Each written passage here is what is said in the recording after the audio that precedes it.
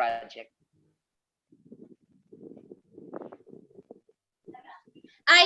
Thank you, sir. I think that we will we will assure that, because in my letter of partnership to the barangay officials and SK officials, this project will be what do you call this? Will be required in every community. And with that, we will help assure. And another thing is that some of the youth members will be members of Pantawid Pamilyang Pilipino program. And we will also be coordinating with this thing to DSWD in order to make this project become even more successful. For the second question, until when do you plan to do this project? I believe, this is a continuous project as long as we have our partners, then we will continue this, because this is something that I am passionate about, and this is the only thing that I know I can give back not only in our community, not only into our province, but also into the millions of people who are watching today around the world. Thank you.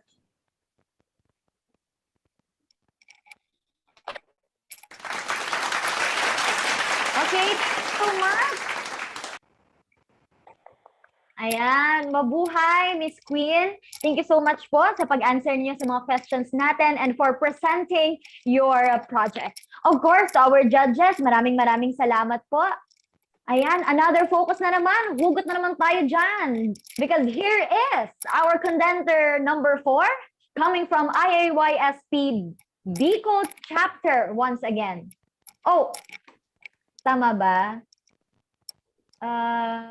I'm sorry. I'm very sorry. I must have slept.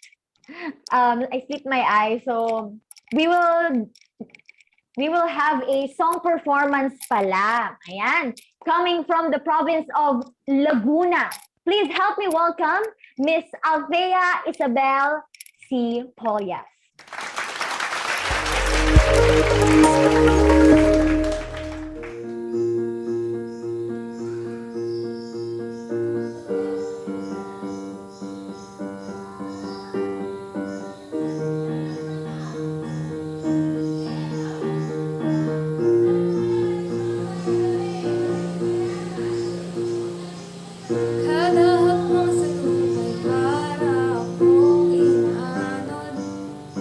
Nalulunod sa batikos ng mundo.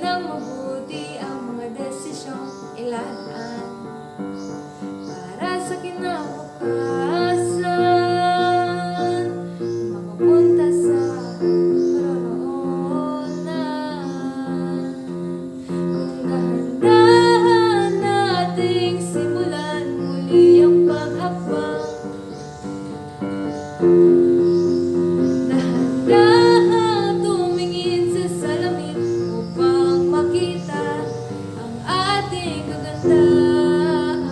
Dahan-dahang iangat ang mukha upang masilayan ang payapang kalangitan. Oo, pagod ka na, pero di ka nag-iisa. Kaya lumaban ka at sabihin, ako naman muna.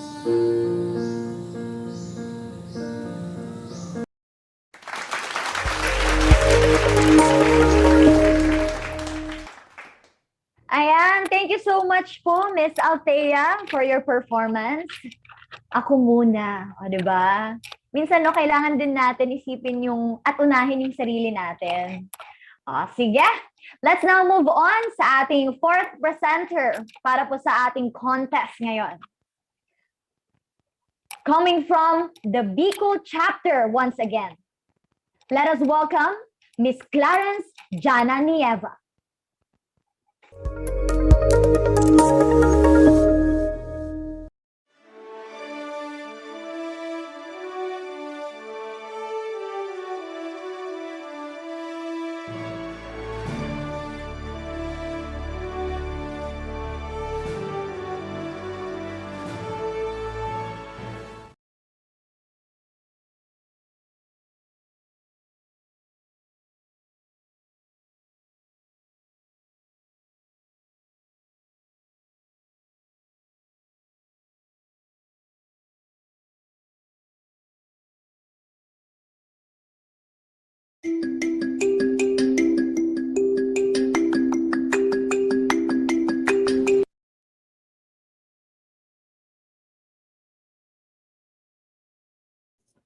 This is a picture of me and my nanay.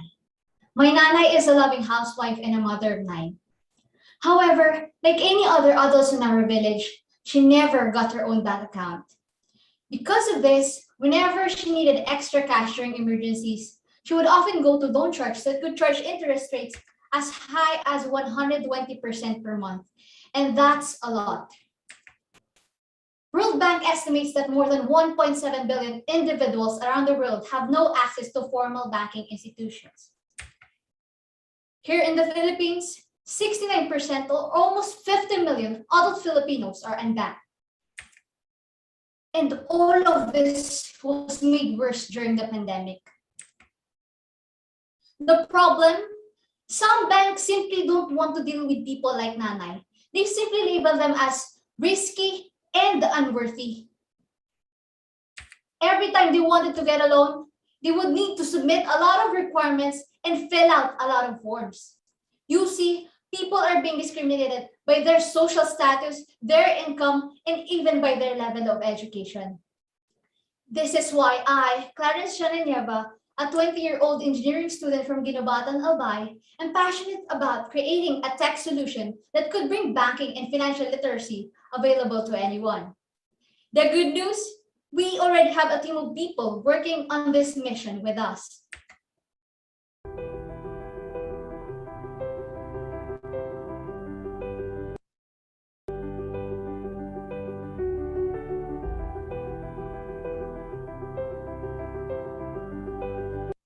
Future educators, future engineers, and future leaders. Our project, Kwarta. Kwarta is a single mobile app where people can create an account, take out small loans, and get free financial education. With a single mobile app, people can take out loans at a very low interest rate. With a single mobile app, people can educate themselves financially. With our project, we can reach people in rural communities who are unbanked. What sets our project ahead of the curve is the fact that we have already piloted this one. From a project that started in our humble barangay, we are now serving more than 100 individuals in 4 cities in 7 municipalities here in Bicol region. Among them, 39% pay their family's immediate needs. 17% started their small businesses during the pandemic. And 4.2% were parents who paid their child's tuition fees.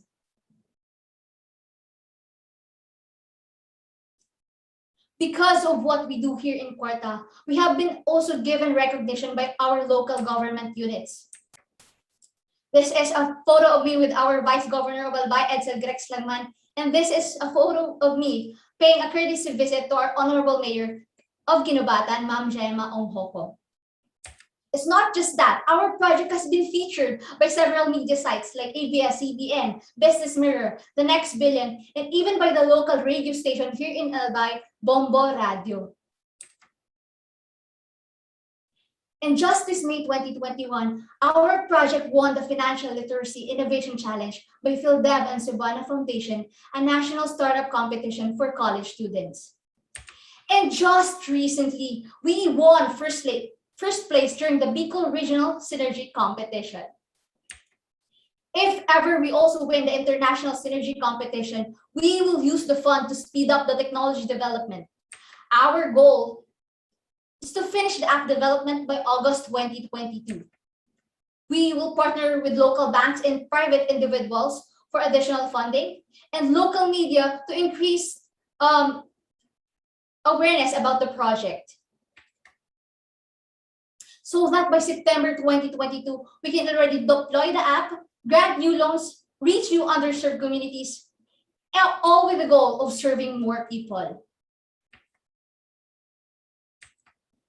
Cuarta supports 4 SDGs: no poverty, quality education, reduced inequalities, and ultimately partnership for the goals. In Cuarta, we envision Filipinos asking their friends, "May kwarta ka?" And all the time, their answer is, "Yes, may kwarta ako." We believe we can empower people through this project. We believe we can take people out of poverty by simply investing in them. We believe that through this tech solution, we can empower people in rural communities, not just for the Bicolanos, but for the rest of 1.7 billion individuals around the world who are unbanked. Now, it's time for us to share this project through the Synergy Competition. May kwarta ba kayo? May kwarta! With kwarta, we can do that.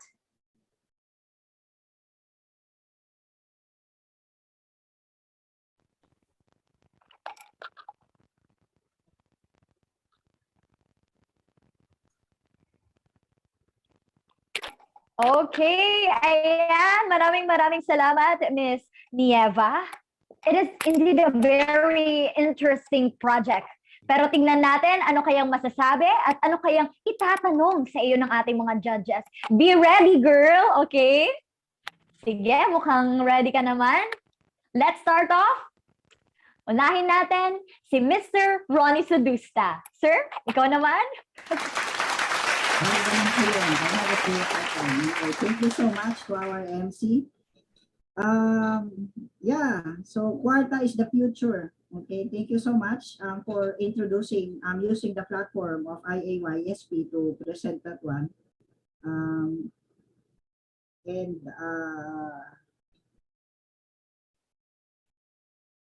Siguro I've been thinking right now, just in case na if you win this itong Pilipinas IAYSP Philippine Synergy Competition, and I'm just imagining that you are in international competition. I'm actually would like to know how are you going to present this peace project in front of the international judges, international people. How will the other nation benefit from this? Yun siguro yung in terms of the next step, the next level of synergy, yun yung gusto kong marinig, one thing. And then if you can explain us more about kung anong ginagawa ng mobile app na exactly, yung explain a little further about yung yung work ng mobile app, ano yung nagiging benefit, paano siya nakakatulong sa mga stakeholders. So, yan lang. Thank Okay, you. thank you, Sir Ronnie, for that questions. We have 3 in the plate. First, how can we explain this project to the international stage? First thing, it is important to recognize that the problem with of the unbanked is not limited to the Philippines. Around the world, there are 1.7 billion individuals who are unbanked. This comes with Africa, even Indonesia, and all those stuff. This problem is not limited to the Philippines. This is the problem that we're solving is global. So that's the answer to our first question. And the next one is Quarta. What is Quarta really? Quarta is simply a fintech app where people can create an account, take out small loans, and get free financial education. The problem here is that not all people are really willing or have the power to go to the banks. Like they are scared. Let's take it. Banks can be intimidating sometimes. So with the statistics that there's an increasing use of mobile phones here in the Philippines. In fact, there are already 80 million Filipinos out of 110 million who have access to the internet. So I think with Quarta, we can bring the bank into people's phone. Imagine that. How powerful is that? Even the people in rural areas where banks are not present, they can actually get these financial services that they're not really giving they're not being served to them. And that's the goal of Quarta. It is to reach the underserved communities and empower rural people. Yes, that's Mr. Ronnie. And the third question, what is the benefit of Quarta? Of course, it is the bank in your phone. Quarta is the bank in your phone. You can, whenever you needed extra cash, whenever during emergencies, you have the power to have extra money at your hands. You need not to go to informal lenders like 5-6 because here in Quarta we have low interest rates. And what's more benefit? When you're not anymore paying for the fare, like going to banks could cost you actually, and that would take you time. And banks require you to give a lot of requirements, and banks would take time to process your loans. And lastly, ultimately talaga, people are actually intimidated by banks, and that's what we're taking away, the intimidation. Thank you, Sir Ronnie. I just answered this.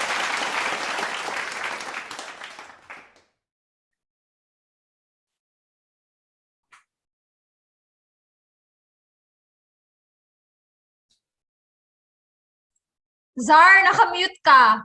Hindi namin maririnig. Ayun pala. Naku, pasensya na, nakakagat ako ng biscuit, patapos na pala. Okay. Ayan, maraming salamat po, Sir Sudusta. And now, pakinggan naman po natin ang tanong ni Mr. Jose Chelos. Sir? Tumitsempo ka talaga, Zahara, sa akin. Parang naiingit ako sa pa-cookies mo. Parang gusto kong sana all may cookies sa bahay, no? Nakatulad ng kay Zahara.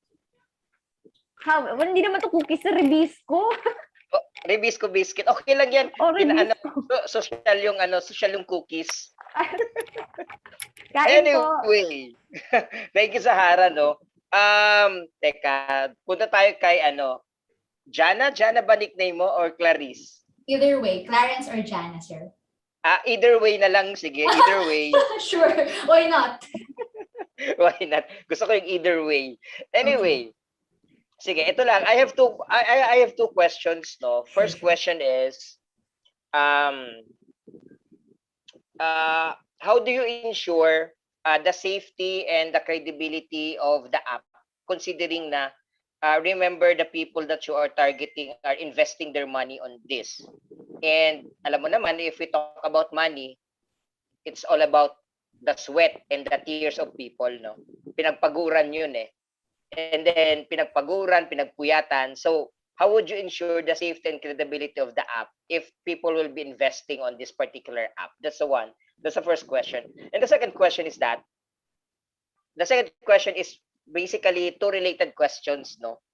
I didn't heard kanina masyado, or hindi lang siguro clear sa akin, who is the target beneficiary of your project. And if you have a target beneficiary, is it necessary? It is really necessary to produce this particular app for them. Ito ba talaga ang gusto nila?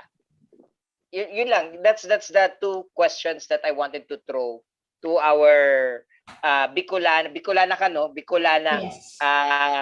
representative Clarice Jana. Thank you. Okay, I've listed down your questions, sir. First one, how can we ensure the safety and credibility of the app?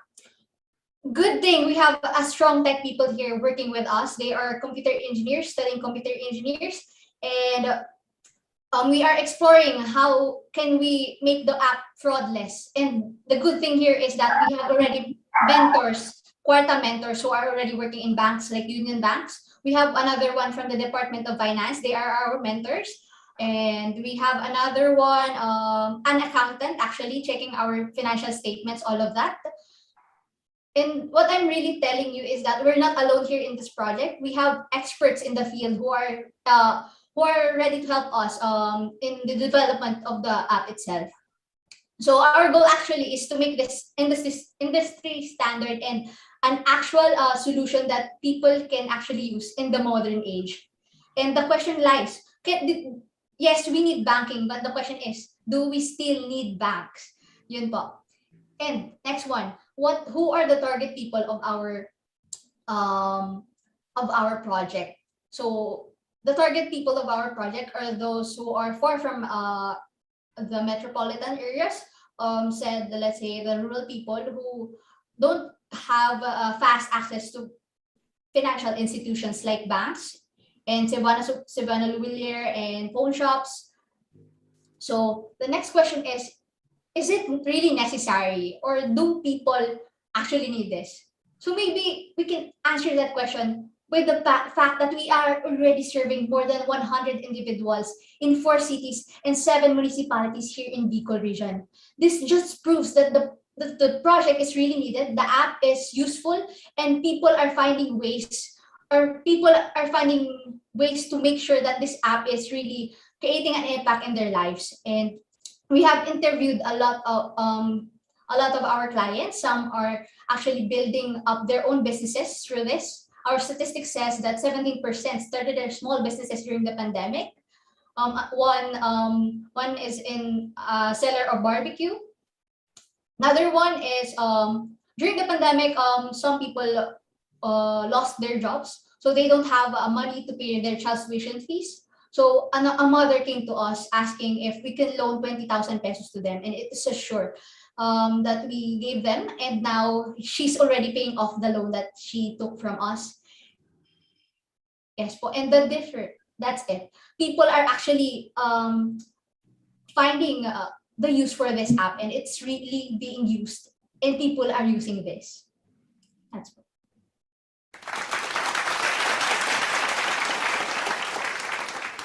Okay. Thank you so much, Miss Clarence, and thank you so much po, Sir Shello. Moving on, please let us hear the question and commentaries coming from Ma'am Irish. Ma'am? Hi, Zahra. Again, thank you so much to that wonderful presentation, Clarice, no? I'd like first to commend the group for... Yes, hello? Hi, ma'am. Hi. I'd like to commend the group for, developing the app. It's tapping into what are the available technologies now, and basically finding their potentials for making them serviceable to the community. And that's good, no? And it's also the cost of the project is about financial literacy and all that. Thank you for pointing that out, because I believe Filipinos need to really invest more on financial literacy. And it's good also that you piloted it. I was just hoping that you might have presented at least some of the takeaways, meaning the lessons that you learned from the pilot test that you did from piloting the app. And then what's good also is that you said, no, during the deliberation with Sir Ronnie, you mentioned that really the purpose of the project is to take away intimidation from banks. What else? This is also very timely since today, given the global health crisis, our mobility is very limited, right? Yes, ma'am. I have questions though, because one, I don't know if you believe in this. You can always tell me that you don't believe in this, no? Yeah, sure. Number one, among the problems of making or creating apps or developing apps is really discoverability. Now, how will you address this? Meaning to say, you as a team should be able to at least have foresighted how will the people within your context maybe, or even outside of your context, be able to discover the app, so that again, this will help in the sustainability of the project. And second, if you will represent the Philippines to the international, and you'll be competing for the international award, what do you think would make your project special if and only if you will be juxtaposed to another project which is still about application development or app development? And how is this similar or different with applications that we have now, like GCash, CIMB, and other similar apps? Okay, ma'am. Thank you. I'm just listing down your questions. Mhm. Okay, you have three questions. I'll answer the first one. How can we address the discoverability of the app? Good thing is that we have someone in the team working on marketing and public relations. In fact, just actually 2 months, when the Facebook page that we already have 1.2 thousand likes in our Facebook page, and the page is active. And if we want to scale up more, there are a lot of possibilities. Facebook marketing, YouTube ads, stuff like that. And that's the advantage here in the modern world, like, right? You can actually post ads yourself if you're just a small business. You can reach a lot of people through marketing and stuff like that, ads. We know that, right? So what next one? I hope I answered your first question, ma'am. We Yeah. have a strong tech marketing team. Thank That's you. good. I'll mention Ian here. Ian Harold Milano. Hi, Ian. Second, what makes Quarta special? What makes it go ahead of GCash, Paymaya, SIMD is our emphasis on financial education. It is, yes, GCash has G credit, right? But in Quarta, we envision Filipinos who have high financial literacy. It is not enough to give people the loans that they needed initially. It's also important to teach them how to manage that. That's why we have the financial literacy section of Quarta. It's a button or a section in the app where people can read articles, watch videos about finance, and we focus mainly on budgeting and saving, and not on other stuff like investing, because just the basic ones like in saving and budgeting are the stuff that people really need, because you can't really invest without a solid financial foundation. We are starting from the basics. We build the financial foundation of these people through our financial literacy section, and with that they can actually use the money to make themselves productive, maybe start businesses. It's not really. I hope I answered your question. Yeah. That's Thank you, it. Clarice. Thank you, ma'am. That's a really good question. Ayan, thank you so much po for your question, Dr. Iris.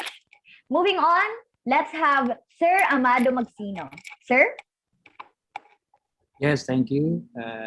And my question is actually it's quite related to the first three, about the mechanics, of the app, how safe, etc. And you mentioned about the financial services. So this is quite similar to, if it is non-mobile, similar to microfinance companies lending small amounts for small or micro businessmen, micro entrepreneurs. But first, I would like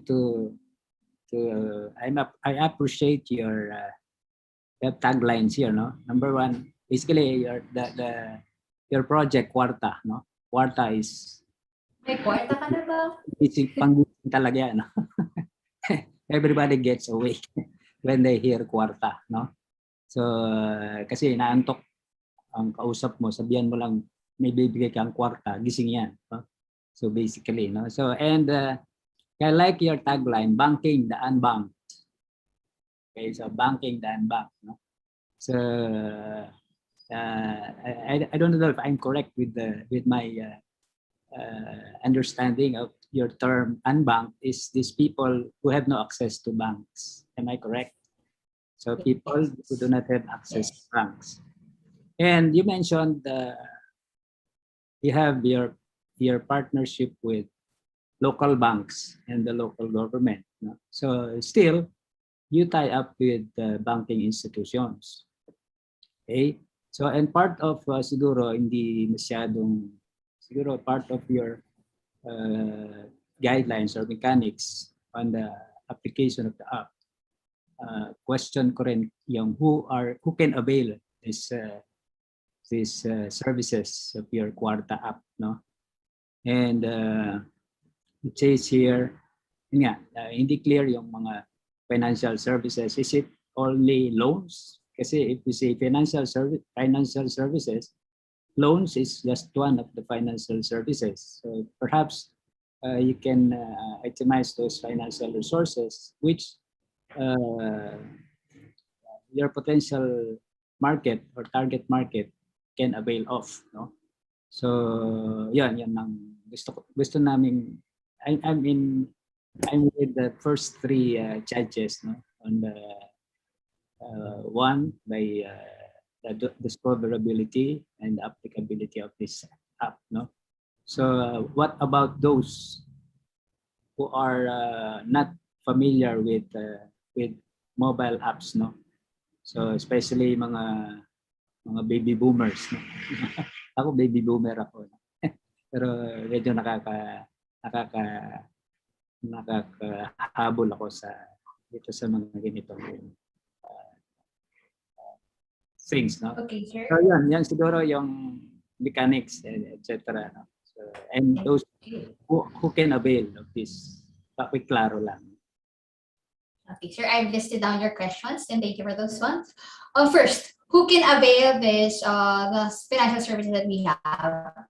You might think that this is only available for those people who have smartphones, but actually we have loan brokers in the field who actually talk personally to people. People without smartphones can go to these people and have their forms filled, loan application filled, and this loan brokers that we have will forward their applications to us, and our processing is entirely digital, so it is fast. So we can just send the money back, right, them in just a day. We do that, yes, po, sir. How about their, for example, I avail of your loans, no? Loan. How is my, say, for example, yung repayment, no? Is there? Are you because you have already piloted this? You're saying, no? Yes. So do you have experience of the default payment on the part of your mobile app users? Okay, yes. Yung defaults during loans, we have instances, yes, there are instances that people actually don't have the money in times of the maturation of the loan.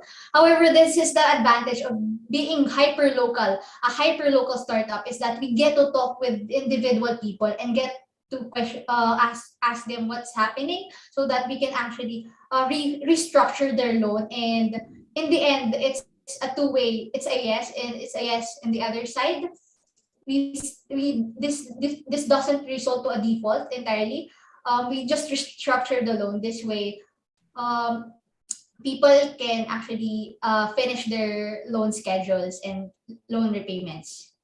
Yes. Okay, you have another question, Dr. Amado. Is Kwarta limited to loans only?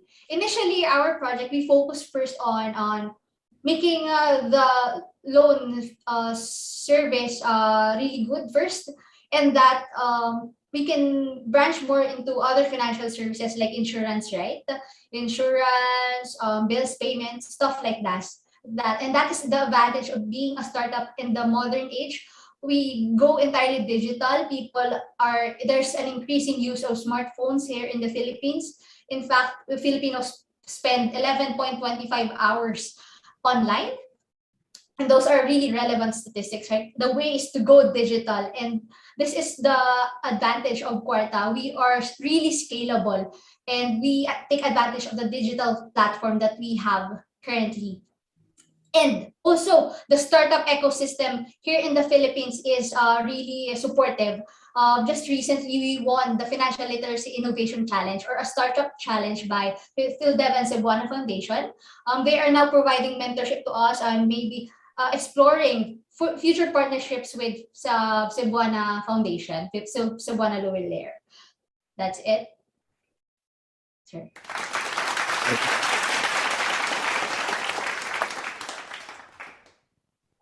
Ayan, thank you so much po, sir, and to Miss Cla. Sige, let's now move on to Miss Marbeline Garcia. Ma'am? Thank you so much po for that very another novel project. Before I proceed with the question, I'd like to ask muna if would this require an internet, especially mobile app siya? Yes, magre-require po ba siya ng internet? Okay. So given the issue on, actually parang natanong na siya kanina, pero yeah, given the issue on digital divide, largely affecting especially the underprivileged communities, how can you actually localize the project or how can you explain this project to the language of the ordinary Filipino? And my second question would be, how do you think, how urgent do you think this project is? And thank you. Yeah, thank you, ma'am. Marlene. We go with the first question. How can we localize Quarta? It is already local. You might think that we are only limited to the app itself, but we have loan brokers in the field who are actually serving as the collection agents. People can go to them and have their forms filled if though they don't have smartphones. So through these loan brokers, we have a real touch with a personal touch with the people. We go locally, and that's our way of spreading the mission. We go local, hyper local. That's our strategy, and that's in addition to the highly scalable app that we have. Next one, is this solution or this project really urgent? Have you ever imagined going through a day without money? So you can actually, in this highly economical world,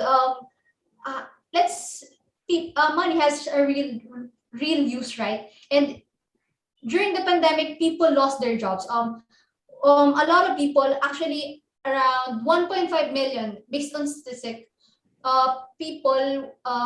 Filipinos went to poverty because of just the pandemic. So people lost their jobs, they don't have income. So we are providing them the relief of having the banks in their phones po.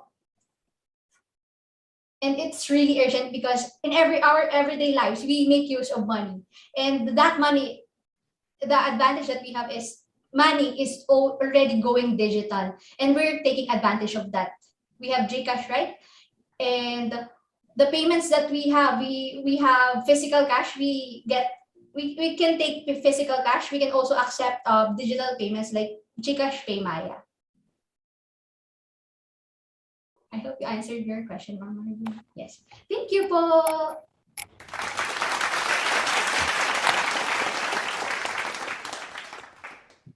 Ayan, okay. Seems like our 4 judges are satisfied now and their questions was answered by you, Miss Cla. Okay, and now let's move on to our 5th judge na magtatanong sa iyo. Sige, ibato nyo na po, Mr. Ronnie Sudusta.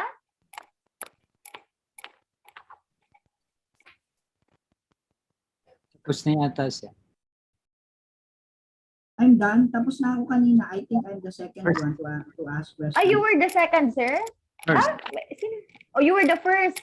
Oh, sino ba? May nakaligtaan pa ba ako? Naku, hindi ko na-take note. Pero okay na po ba? Lahat na po ng judges? Okay, sige. Let's move on na pala sa atin pong fifth but not the least na contender sa atin pong Synergy 2021. Ayan, my apologies po dahil nakaligtaan ko yung mga judges natin na nakapagbigay na ng kanilang queries and comments. But then, ito na po ang ating fifth contender coming from IAYSP Bohol chapter. Let us welcome Miss Julia Faith Joaquin.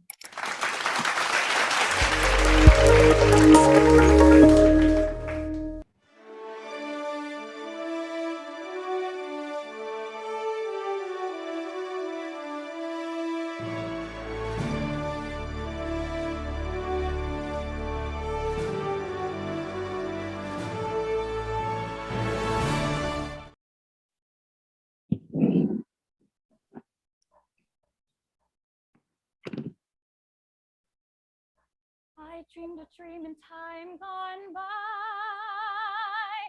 Seriously, I had a dream that it was the end of the world, and the world was full of trashes and garbage, and I was drowning from banana peels and food waste and the food that I ate from the past 20 years of my existence.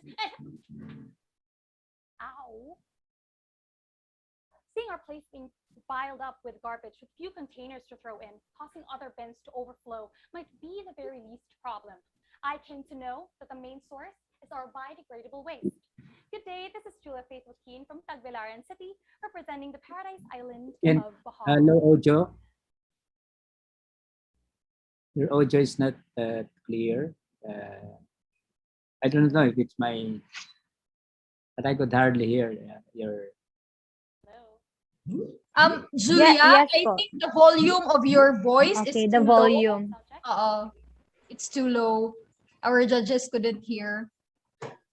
Hello, sound check. Hello, Julia. Hello, Miss Faith. Hello, yes po. Julia Faith. The judges can't hear you. Opo.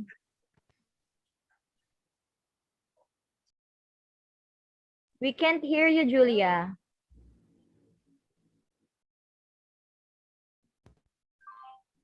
Hello?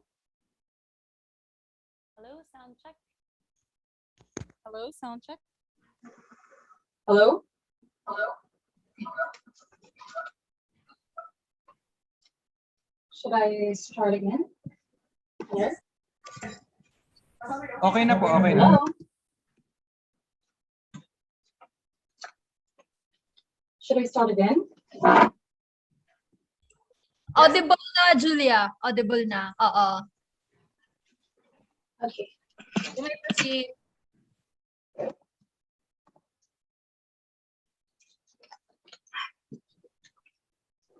I dreamed a dream in time gone by.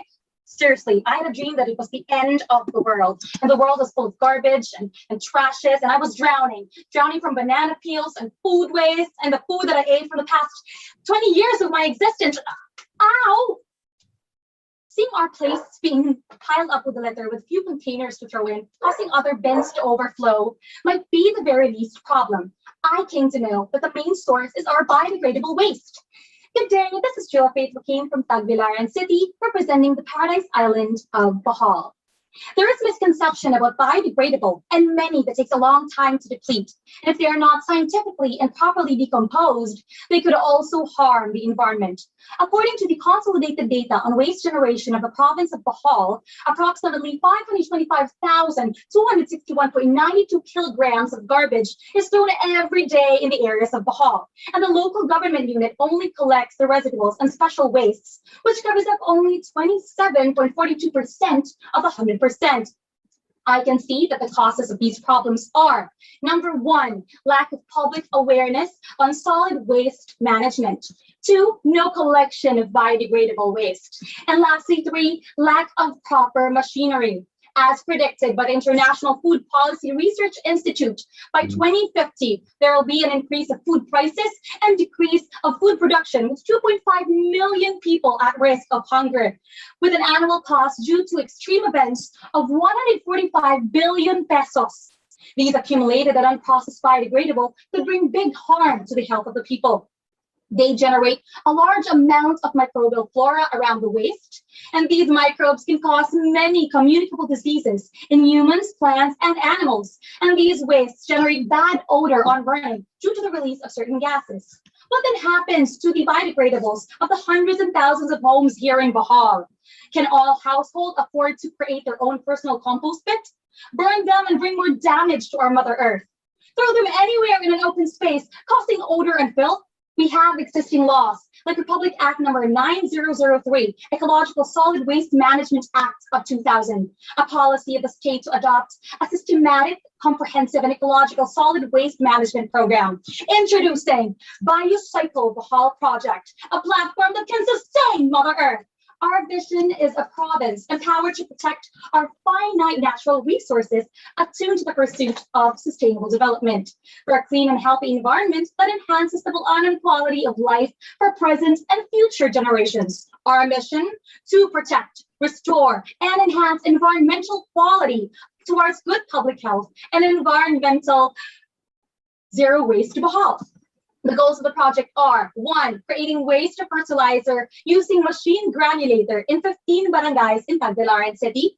2, to educate youth on the proper waste management. And 3, to encourage 12 families to have backyard garden using the BioCycle fertilizer.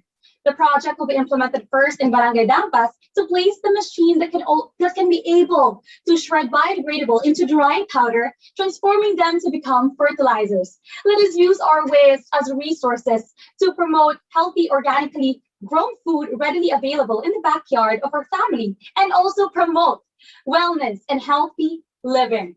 The City of Manila commissioned Sistema Bio to design a biodigester that could work on the organic waste that arises at the material recovery facility. The small plant with capacity of organic waste unit of 6 cubic meter biogas plant can digest up to 25 kilograms of organic waste per day. We can specifically create a machine built in transforming biodegradable into fertilizers alone. With the full support of the City Solid Waste Management Office, local government units, GOST, Material Recovery Facility, GSO, DTI, Bohol Environment Management Office, academic institutions, and at least 50 youth volunteers ranging from 18 to 25 years old, we can put this plan into action. We can offer something that addresses challenges of creating sustainable communities. This provides residents a clean and healthy environment, generates employment, brings in behavioral changes in waste management, and promotes use of chemical-free fertilizers on the comfort of our homes, and decrease the number of deceased people, increasing healthy ones. The action plan is simple. All you have to do is build, identify, engage, and establish. Build your team of volunteers on the mission and address the challenges on what we can do. Create community engagement to identify partners. Engage young leaders towards the LGUs by building networks and alliances. And lastly, establishing more information on the biofertilizer plant by reaching out to our community partners like DOST, creating these ultimate outcomes. Not only that, this will become an advocacy for sustainable development, achieving the goals of having no poverty, zero hunger, good health and well-being by consuming healthy and nutritional food for everyone, quality education for garbage collectors to educate the youth, clean water and sanitation, affordable and clean energy, since we can use solar panels to further make this machine functional and productive to use, decent work and economic growth to bring more jobs to garbage collectors, industry, innovation and infrastructure, sustainable cities and communities for a safer and cleaner place to live in, most especially in this time of pandemic. Responsible consumption and production, climate action, life on the water, life on land, peace, justice, and strong institutions, partnerships for the goals. With all these, we can achieve if we turn this vision into a reality. Climate change is really drastically and is changing our Mother Earth. And although we are the problem, let us choose to be the solution. It is up to you if you're with me in this milestone. Once again, this has been Julia Faith Joaquin, your game changer. Thank you so much and God bless. Ayan! Thank you so much, our fifth but not the least contender.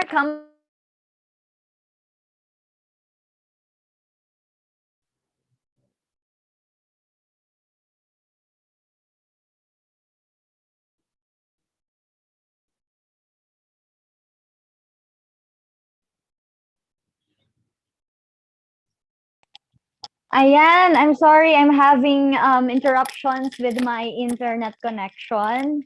Sige, saan ba ang area ditong matino na may connection? Nako. Ayan, maraming salamat po, Miss Julia. Sige, dito tayo sa kusina. Ano ba yan? With all due respect, I will turn off my camera if you don't mind. Is it okay, everyone? Sige lang, laban lang. Hanggang naririnig ka namin. Ayan. Sige po. Sige, simulan na po natin ang batuhan ng questions. At unahin na po natin muli si Mr. Ronnie Sudusta. Sir? Okay, MC, salamat sa house tour. No, nakakalibang. Yun. Thank you so much.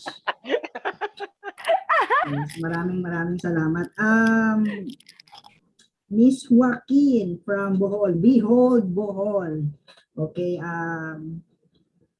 delivery style and presentation is flawless. I like the spirit. I like the attitude. I like the wisdom. Nandun yun siya. And I can see also the future in terms of innovation, but I would focus more on sustainability. And also, perhaps I would want you to enlighten us more in the exact situation of your peace project right now. You were talking about the machines, right? Siguro gusto kong malaman kung have we made this actual machine and have we installed this somewhere in Bohol? Meron na ba tayong like a model place na you're working on this certain place in Bohol? Ganon. Siguro. Okay po. Thank you for that question. First of all, I have talked to the Bohol Environment Management Office about this and also to the material recovery facility. They can customize a machine built in creating biodegradable into transforming them to become fertilizers. And it's still on process. So hopefully, fingers crossed, this could be a successful machine. And there is already an existing one, so let's hope for the best. And also on the place or the plant, because it's going to be a plant on every barangay, and there are 15 barangays in Tagbilaran City. So as I've mentioned earlier, we are going to start off with the barangay that I live in, which is in Barangay Dampas, and there will be a certain plant or area or lot, maybe beside the barangay hall, that could be a good space or a spacious place to put the plant there, and somehow like a little facility so that the youth could also gather these biodegradables, and they could themselves alone could, you know, put the biodegrades in the machine and see the transformation into turning them into fertilizers. Thank you.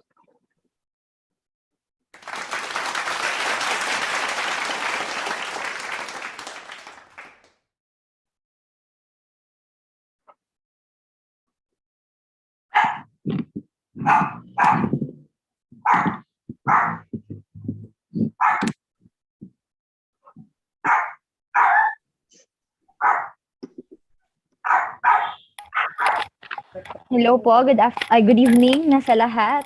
Ayan, sige. Thank you so much po. Let's now move on sa atin pong next judge, Sir Amado Magsino. Sir, question po? Thank you, Zara. And my question is, I don't know if I missed it, no? How do you dub your project? What's the tagline of your project? Because number one is the Project Sol, Batch Alpha, Unit 3, Cuarta. How do you name your project? Waste. The name of my project, sir, is Biocycle Bohol Project. The tagline is a platform that can sustain Mother Earth. Yeah, okay. So I guess this is not that very new, no? So there are some projects existing like this, no? So my suggestion only, this is not a question. My suggestion is you simply come up with a simple project, no? Wherein number one is it's something that is unique that you can take ownership, and number two is sustainability of the project. Because the failure of just to share, no, failure of some projects, especially when we have when we sit down on project feasibility study defense, no, is the sustainability. So that's really the concern. No? So if it is executable from the start, I heard one of my colleagues saying, dapat magaling ka sa umpisa hanggang matapos. So that is that's sustainability. No? So it's sabihin, not just for a start. And number two is you take ownership. No? Yeah. Because your main advocacy here is you have two advocacies actually, as I see it. One is environment, no, cleaning the Yes. environment, and number two is how do you convert waste into a productive thing, no, like fertilizers. No? So dalawa yan, no? Actually dalawa yan, advocacy or outcome ng iyong project.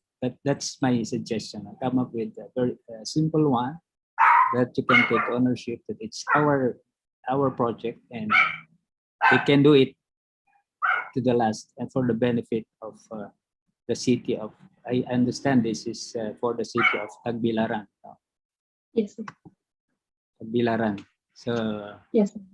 to pilot it in Tagbilaran and possibly when you sustain it, you can introduce it in some neighboring areas in Bohol. Yeah. Of course. That's only my, actually it's not a question, kuan ko lang, suggestion. Yes. If I may add, if that's okay.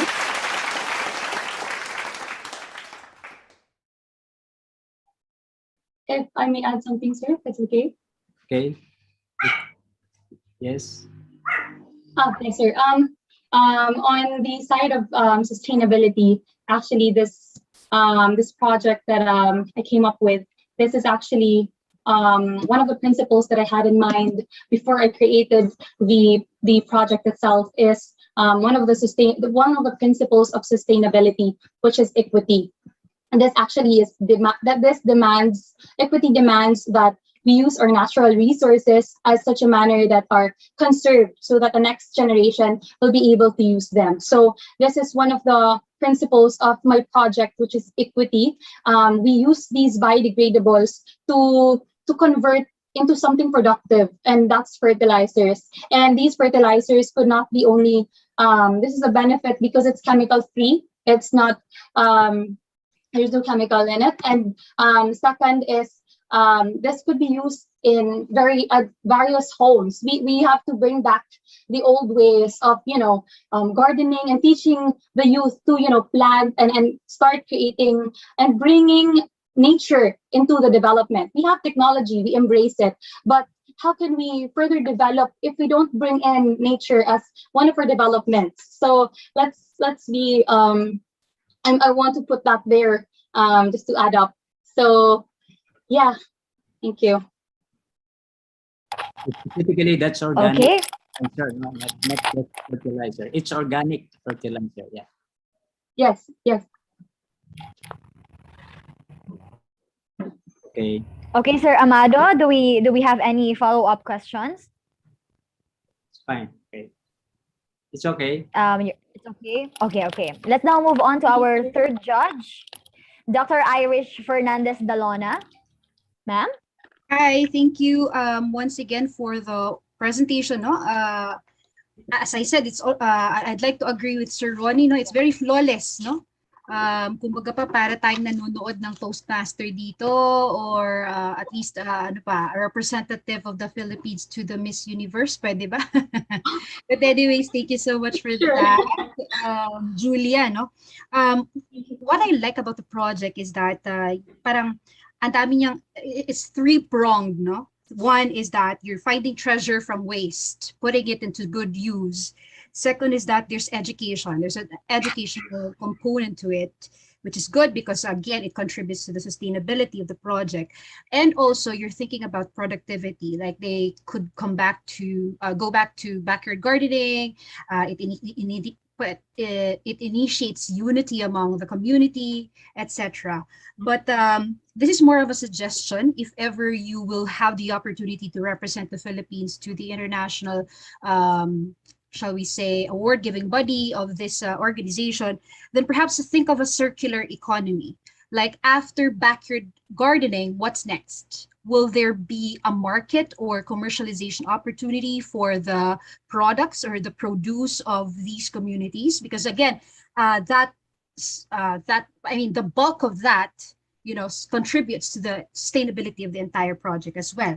Now, my questions, I think it was already Dr. Ahmad who asked this, no?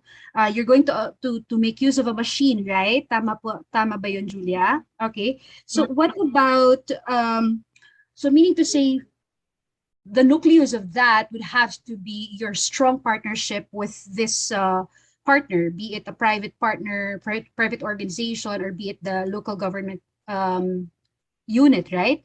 Because if your partnership ends, then baka they won't allow you to borrow the machine. Then again, the project stops.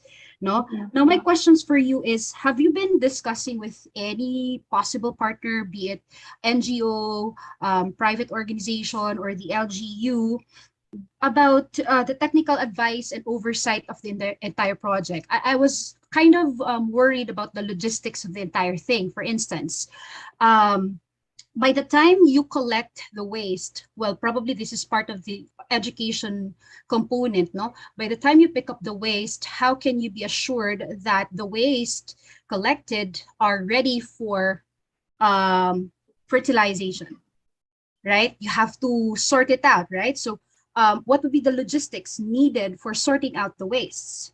Another, my understanding is that once you're able to pick up the waste, once you go to that location, I believe there has to be a location. Na plan out mo na ba where is this supposedly located? Second, regarding the facility or that location, na-check mo na ba ang level of tolerance for contamination? Kasi what I assume is that it does not go immediately to the machine, but rather it has to be there for quite a long time. Meron pa siyang lag time, kumbaga, dun sa location na yun.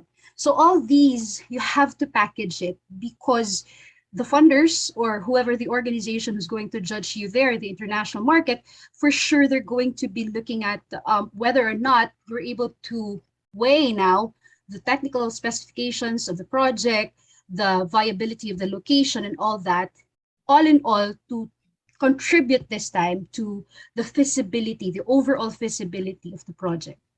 So yeah, I think I'm done, no? Meaning to say, those are probably rhetorical questions, which I do not really assume responses to today. But perhaps if you're given the chance to take on this project and push through with the project, I hope that you think it over. So thank you, Julia. Yes, ma'am. Thank you so much, ma'am. If could I have like a little opinion about the question that you had? Actually, we have a little conversation from the Bohol Environment Management Office about this, and the material recovery facility is in charge of these things, and hopefully these I have a few assistants or some engineer graduates that can help with the machine. And yeah, the location for this would be, I was hoping it would be beside the barangay hall or somewhere closer to the center or centro of the barangay, so that it could be closer to where the people could go to. And yeah, it's still on the process. So I really appreciate the suggestions, ma'am. And I will surely give more facts and answers throughout these suggestions. Thank you so much.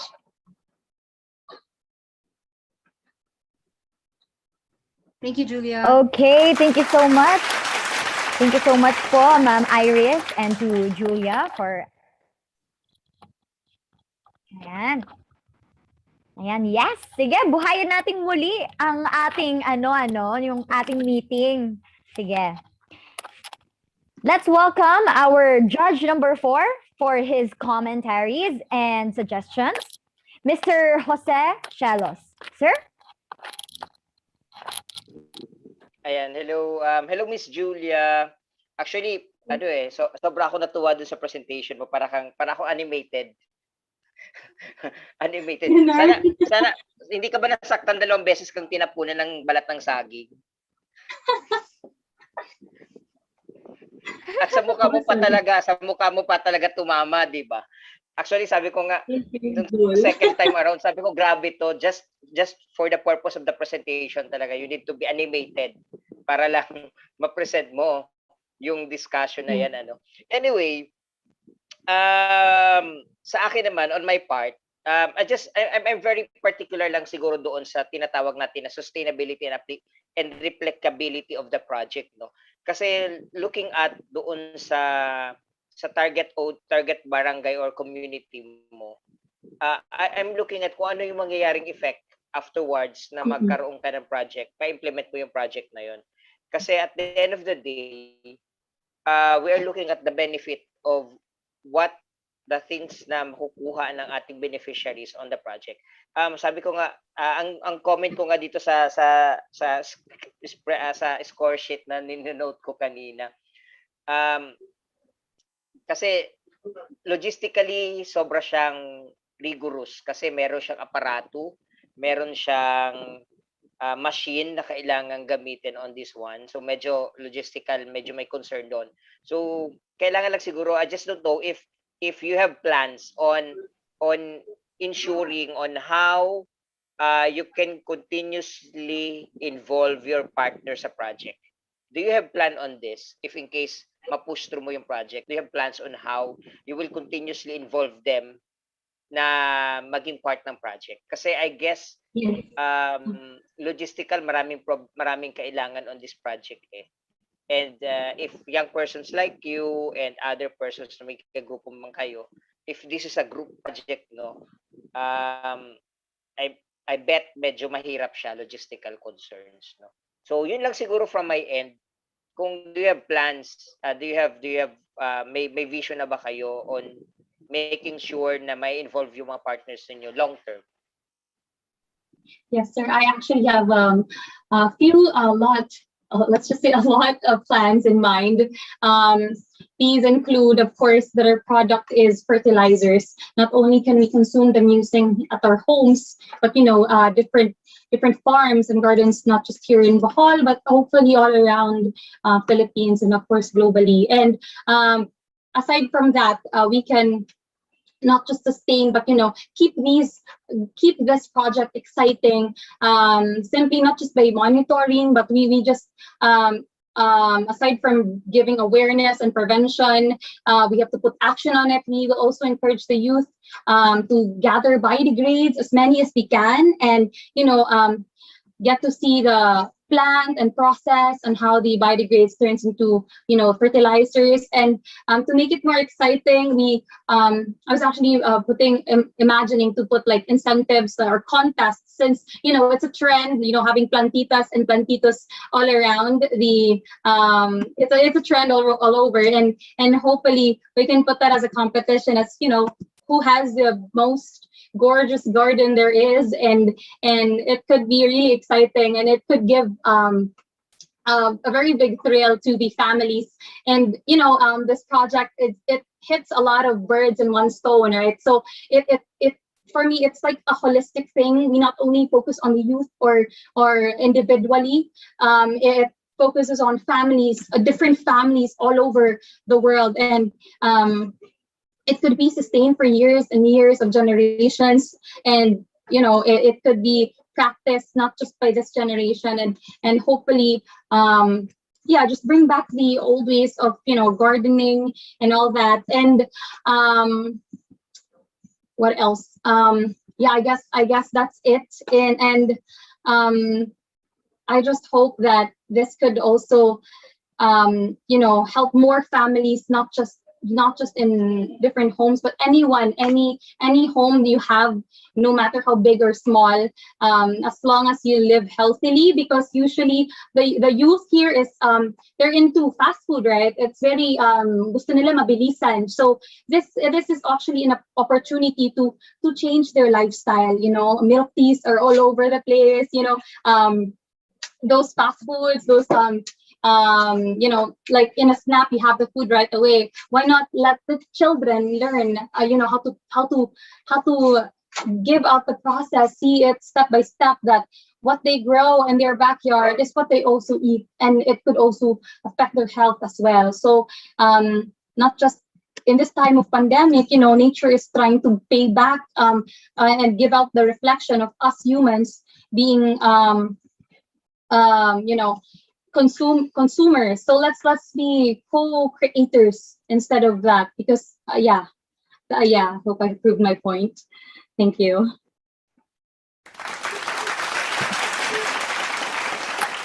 Ayan, sige, thank you so much, Miss Julia. Thank you. And to Mr. Shelos, maraming salamat po. Okay, para sa panghuli na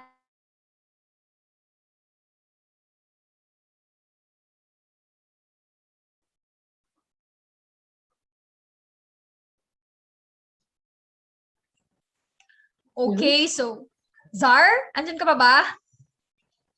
Okay, nawala ata ang ating MC. Nagkakaroon ng internet connection problem. So sige, ako na lang ang mag-take over. Zar, andyan ka pa ba? Ay, yes, andito na Ayun. nakakabalik. Nako. Ayan, sige, last but not the least, si Ma'am Mardeline Garcia. Ayan, ma'am, take the floor. Hello, Miss Julia Faith. Short of sharing lang. Kasi recently, I was invited sa IAYSP Bandung, Indonesia. And most of their projects are about ganito, parang the same sa'yo. So parang naisip ko lang na if ever you have a chance to go sa international scale, how would it be different, di ba? It's actually a rhetorical question. But my point of curiosity ko lang siguro ngayon is two things. First is, if you would describe your project in one word, what would it be? And then, how do you live out your own project on a daily basis? Ayun, thank you. Well, to answer your first question, ma'am, what I would describe my project in one word is ecocentric. Ecocentric means it's actually one of the views of environmental philosophy, and that's one thing that I want to educate to the youth as well, that ecocentrism or ecocentric, it places a great value on ecosystems and biological communities, and this view actually believes that humankind is as part of a greater biological system or community. So this view promotes the idea that order and balance in nature brings about stability and beauty. So yeah, that's the thing that I want to put out there, being ecocentric. Let's have that kind of view as humans. I hope this project could change the perspective of a lot of people. And one thing is how, the second question is how I could put this in a daily basis. This is just simply us. Life is always a matter of choice, right? The moment this is a matter of choice, if you wake up in the morning or you just stay and lie down and wake up later and have more time, or to open your laptop or close it or do an exercise or work out or just rather stay at home. This could be a matter of choice for anyone at all. But as for me, to make it how I would put this in a daily basis is just simply the part of our routine is, eating. Eating is always there in our lifestyle or in our day-to-day basis. So we always encounter many food wastes, a lot of leftovers, a lot of food wastes, biodegradables. When you cook food, right, the peels of the garlic, what else? The little details that you don't really notice at all and just throw it anywhere, and you the banana peels, and you don't get to you don't know where to throw it anymore. Just like, for example, my dad, my father, like he wanted to throw these food waste that was already flowing really big chunks at the backyard, and he was like, where do I throw this? I'll just try to go to the barangay hall and put it there, and it really struck me. And how can you make this thing productive and not put it out there and keep on piling up those food wastes? So I think that's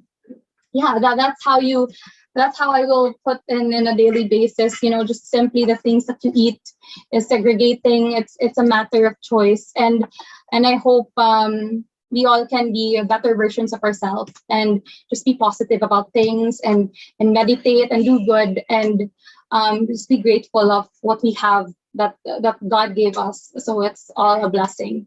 Thank you.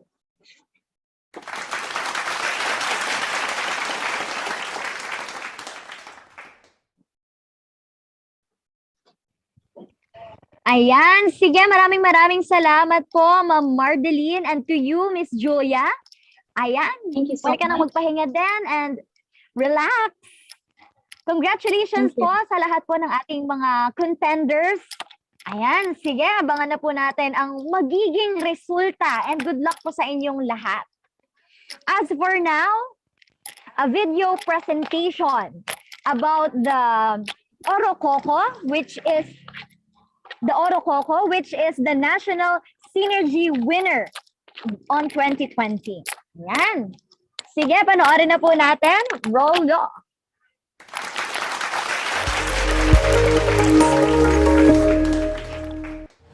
The island of Mindanao has been hunted by wars for decades we no longer count. And poverty has always been the fuel of this seemingly unending rebellion. If by some means our efforts and our grit can bring light to this main culprit of our dark world, poverty, then perhaps genuine peace can no longer be a distant dream. We created and established a socio-economic cooperative which empowers our local farmers, make use of our abundant resources, the coconuts, and to provide employment to our local people here in Mindanao. Because here, in our local area, we're turning coconuts into pesos. Together with the local people and the supporters of the cooperative, we're now putting Orococo in the world map. With unity and courage, we somehow show our goals and intentions to the people and to our government sectors. With the help of the Cooperative Development Authority and the City Peso, we are now a registered cooperative. We're also thankful to the local government unit of Oroqueta City and Misamis Occidental for all of the assistance given to the cooperative. Our products and our facility are already FDA approved with the help of the Department of Science and Technology, which they granted us 300,000 for a start for our FDA process. The Philippine Coconut Authority is also helping us provide equipment and planning to provide $1 million worth grant. We are also thankful to the Department of Trade and Industry, or DTI, for all of the trainings and workshops and a grant of 2.3 million to level up and advance our equipment and machineries. And we're glad that all of them are with us in ending poverty by providing local employment and in making this world a better place to live in. Orococo is based on the socio-economic theory of PROUD, or the progressive utilization theory, which is all about self-reliance and empowering local people. Thanks to you, these people have a better quality of life and better salaries for themselves and their families. Thank you.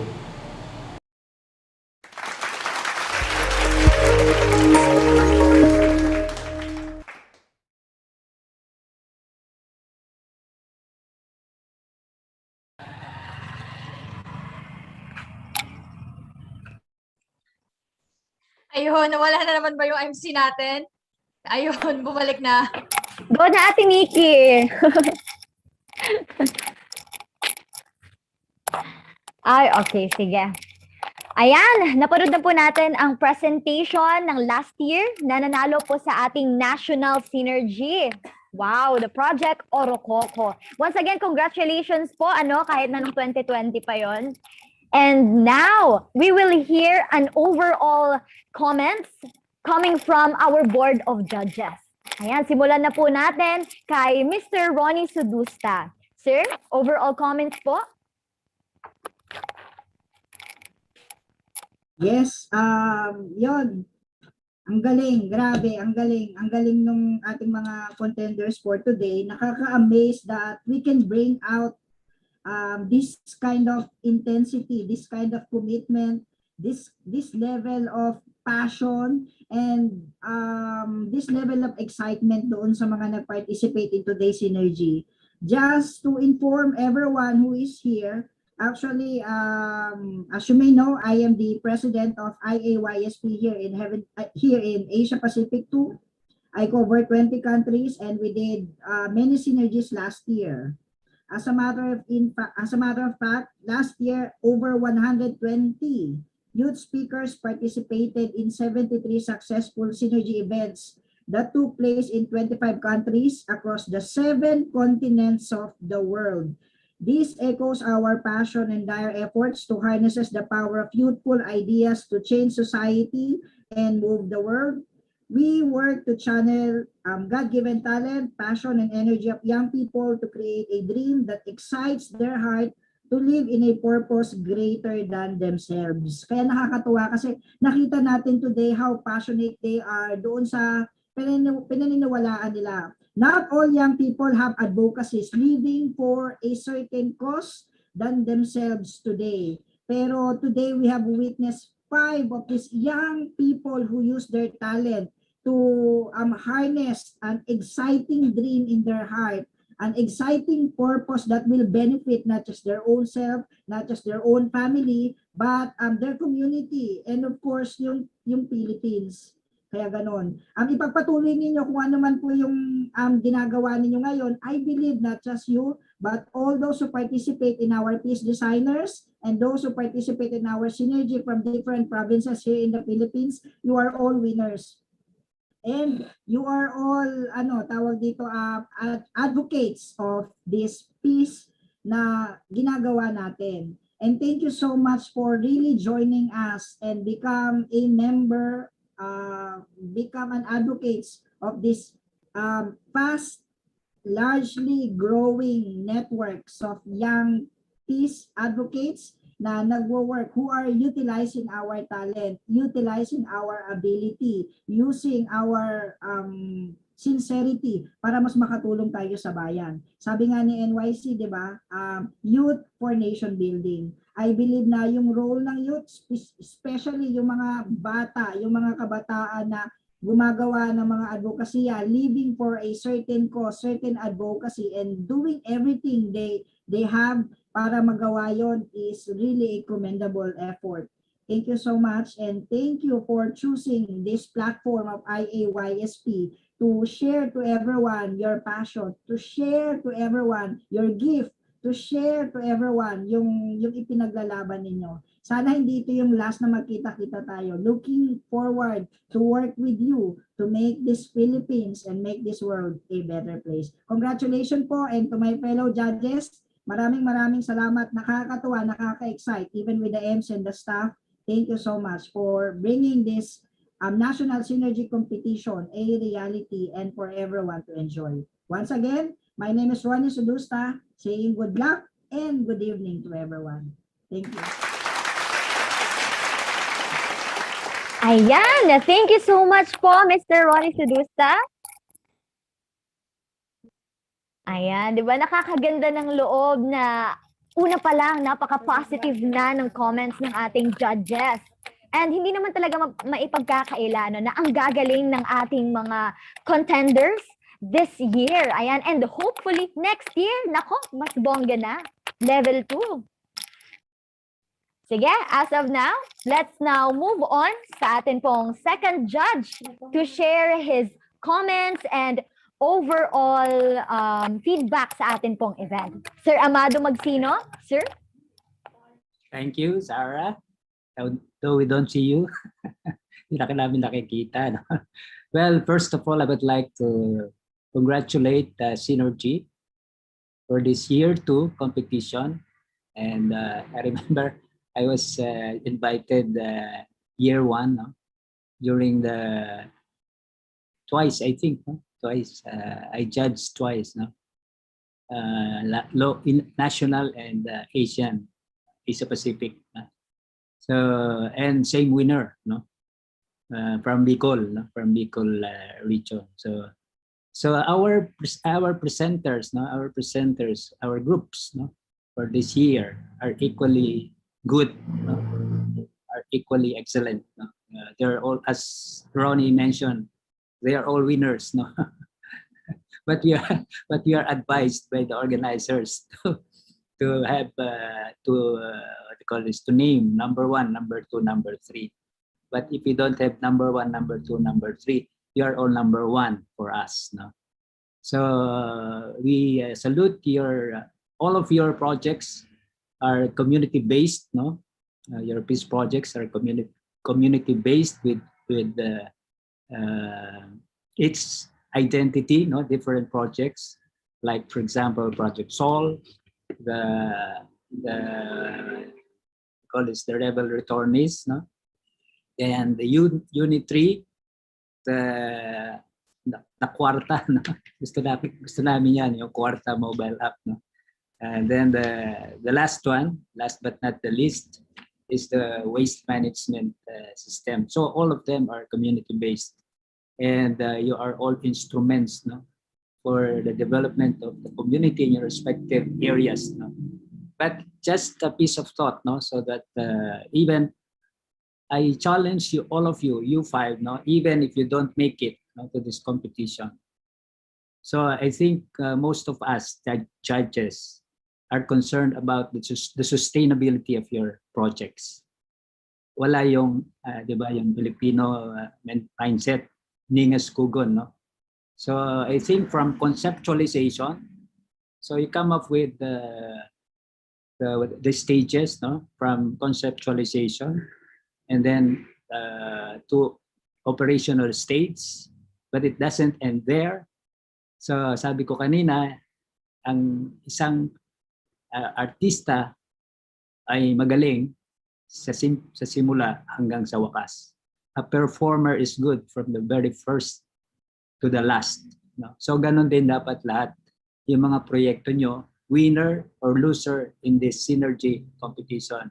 After all, you are dedicating your projects to your respective communities on how you will help all these needy people in your area. So once again, congratulations to everyone.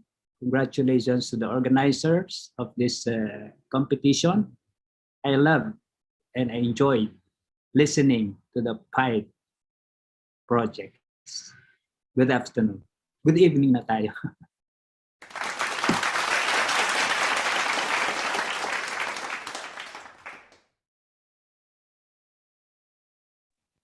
Ayan, maraming salamat po, Sir Magsino.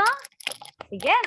Indeed, yung mga contenders po natin ay dinededicate po nila ang kanilang mga projects sa kanila pong communities, and we are very expecting na gagawin pa rin po nila ito even if manalo or hindi dito sa event na ito. Ayan, sige. Let's now hear the comments and the feedback of Dr. Irish Fernandez Dalona. Ma'am? Hi, once again. There. First and foremost, thank you very much, Synergy Philippines. Thank you very much to IAYSP for inviting me.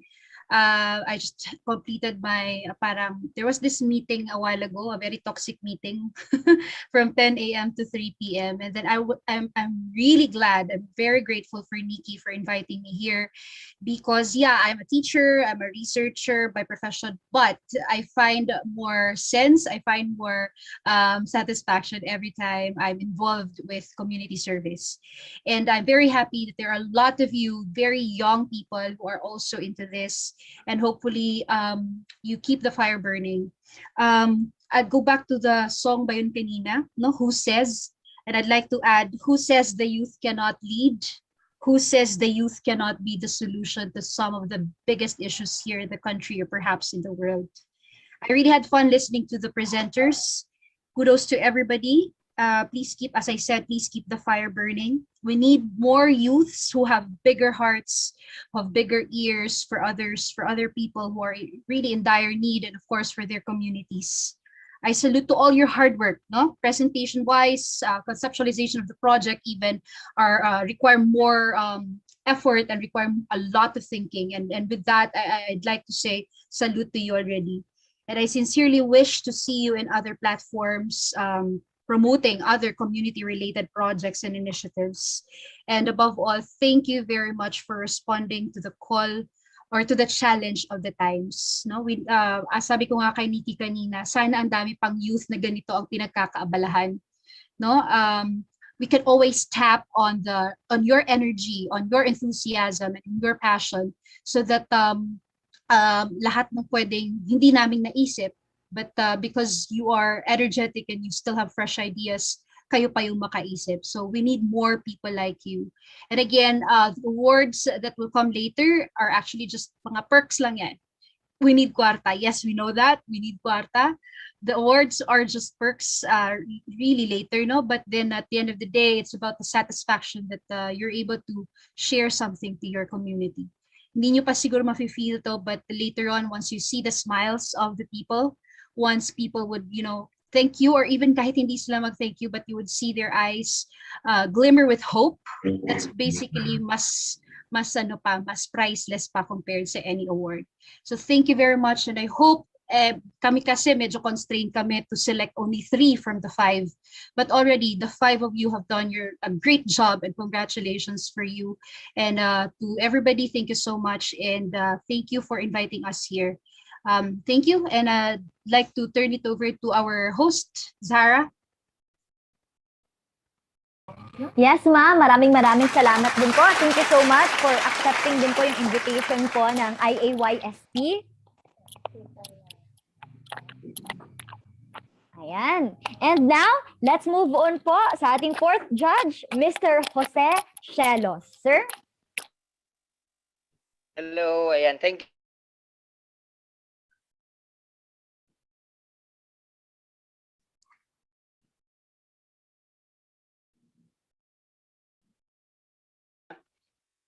Sa akin naman, first, congratulations to everyone sa 5 ata yung ating ng screen. Anyway, congratulations sa ating sa 5 finalists. You did a great job. It's not easy to present projects like that sa panel na katulad nito. So I guess you did a very great job on presenting and defending your projects to us. Sabi ko nga, actually, isa sa mga na-note ko doon sa mga highlights ng discussion or presentation this afternoon until this evening is that sobrang ambitious but realistic. Ambitious in the sense na those projects and programs are ambitious na parang ang dami nating gustong gawin, ang dami nating gustong targetin. And some of the projects are targeting a lot of the SDGs, a few of them sa isang project. As long as kaya namang gawin, kayang implement, wala namang problem yon. And then realistic in the sense na some of you pilot tested the project initially, no? So basically, you have already the feel na magiging successful ba yung project or not. Makukuha mo ba yung in-expect mo na output or not? Magiging sustainable ba siya or not? So basically, those are the things na magandang ginagawa in implementing the projects, no? And I hope ngayon sa pandemic, maraming infection na nangyayari, no? And I hope you can infect a lot of young people also to do the same. I hope you can infect a lot of people, a lot of partners, local government units to do the same, and then to frontline programs and projects na for youth development, or hindi man siya for youth development but definitely for community development. So I guess yung 5 is very different yung mga programs and projects, kaya medyo mahirap din siyang i-judge kasi iba-iba yung component, iba-iba yung focus, iba-iba yung gustong mangyari. So pag ganoon, talagang mahihirapan mag-judge to get the top 3. Pero sabi nga nung ating mga panelists kanina, actually makapasok ka nga lang sa top 5, okay na ako eh. At least you did your share na. Meron ka ng share sa pie. Yun nga lang, we need to choose 3 somehow to represent the country sa international field. So keep the fire burning, no. I hope you will still be you will still have that passion to do your share sa community nyo, kasi at the end of the day ang benefit kasi dapat talaga ng mga projects ay hindi yung malakihang mundo. It's always the small people within their community. Sila dapat ang beneficiaries at ang focus ng ating mga projects, kasi sila din yung sooner or later will replicate, will somehow ripple the effect of your projects. So I guess good luck to everyone, whoever it is na papasok sa top 3. Congratulations in advance. And to those na hindi pumasok sa top 3, still congratulations, kasi you did successfully presented your project to this panel. And to IAYSP, thank you so much for inviting me to be part of this panel. No? It's my first time na mag-panel sa ganitong competition na online pa din. And thank you and congratulations to everyone and to the host. Ayan, sobrang nakakatuwa ka. And I hope you makita pa kita sa ibang mga events. I like yung minention ni Sir Ronnie na tour around the house. Gusto ko 'yon. Gusto ko yung inikot mo kami sa buong bahay mo para lang makahanap ng signal. And then thank you so much. God bless everyone.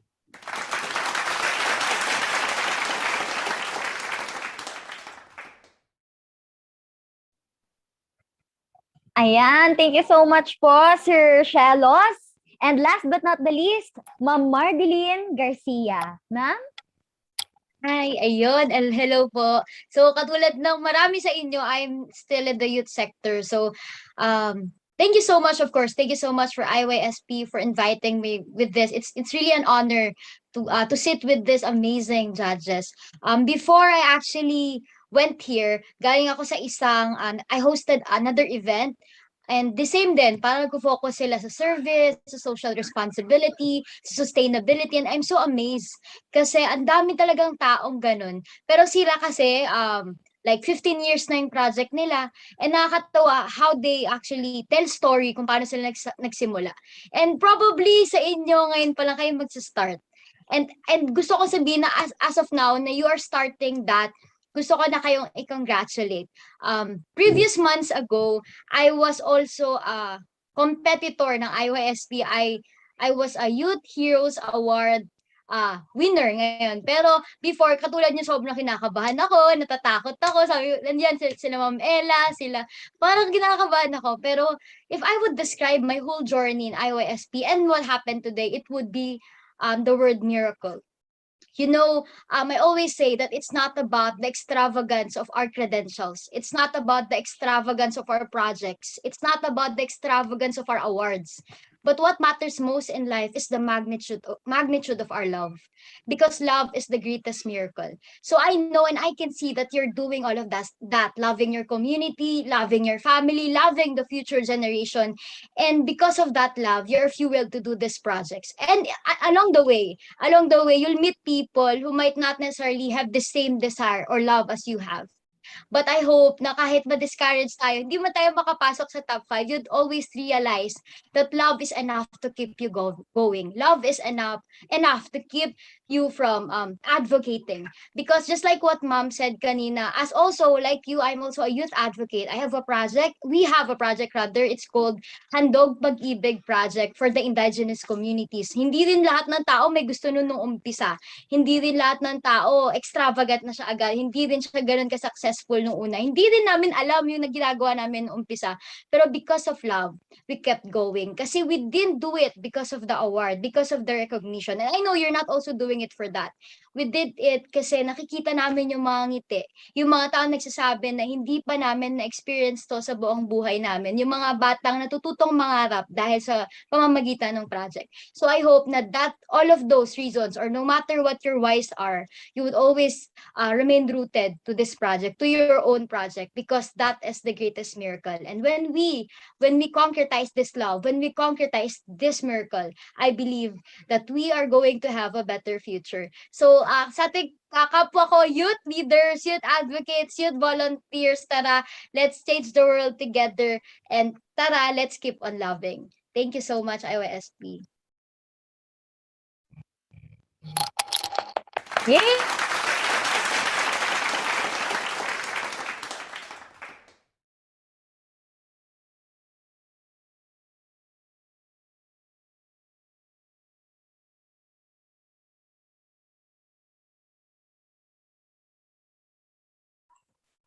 Ayun, so nawala na naman ulit yung MC natin.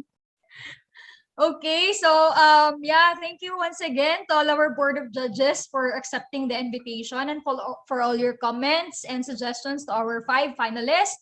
Thank you very much. And yes, this time we will be transitioning to our closing program. So grabe, no? Ano na tayo? Lagpas na tayo, overtime na ng more than 1 hour, pero go pa rin. So yeah, this time, before we go on to the announcement of our winners, I would like to invite first, no, to give us a special message in behalf of our chairman, kasi merong emergency na nangyari. So I would like to invite to the virtual stage the International Lecturer of IAYSP Asia Pacific, none other than Professor Richel Halipa. Let's give him a virtual round of applause. Sir?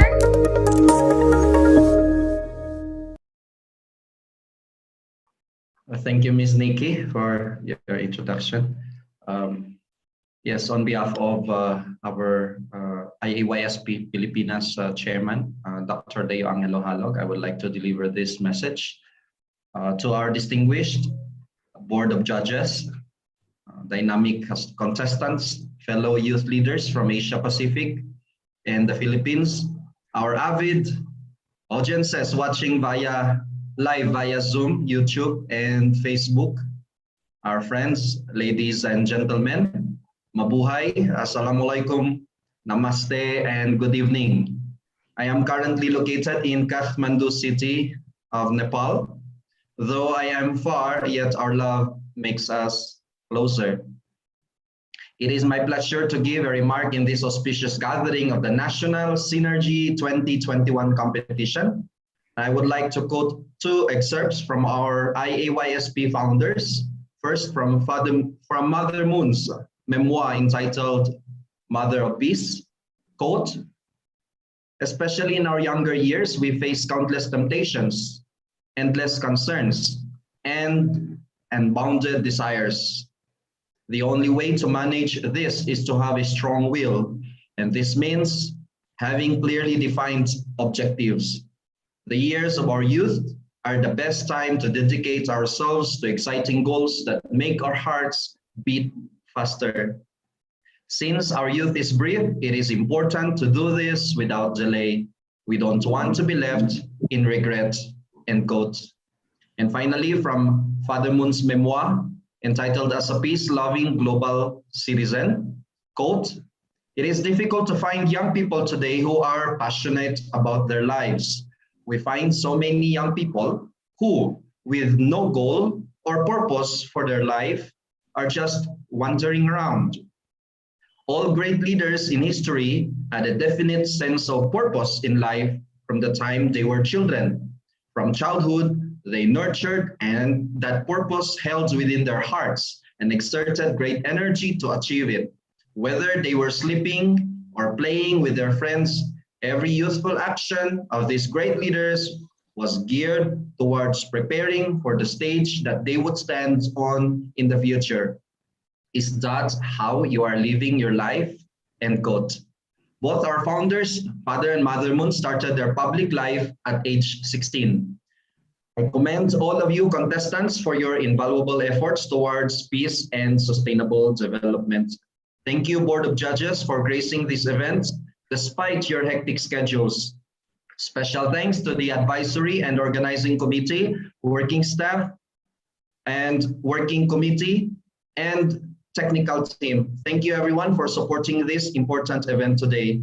Let us all become peacemakers. Let us all stay safe, active, healthy, and happy. God bless us all. Namaste.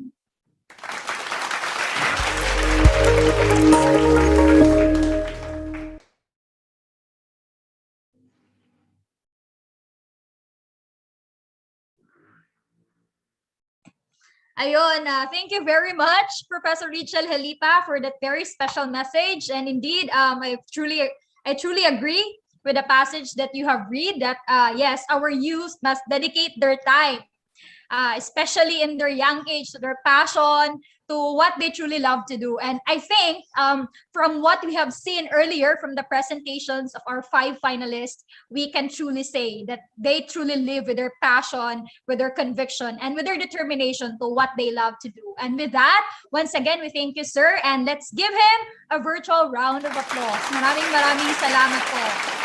Ayun, so yes, for what we are experiencing this time, we are in a global pandemic, and there were a lot of things, a lot of problems and difficulties we are facing in our lives. It could be individually or by group. However, this is a time also that we could pray for the world, we could pray for our country, and we could pray for our fellow youth, for our fellow brothers and sisters, especially in our nation, Philippines. So this time, let us pause for a while and let's watch this video for prayer, for peace and healing. Technical team.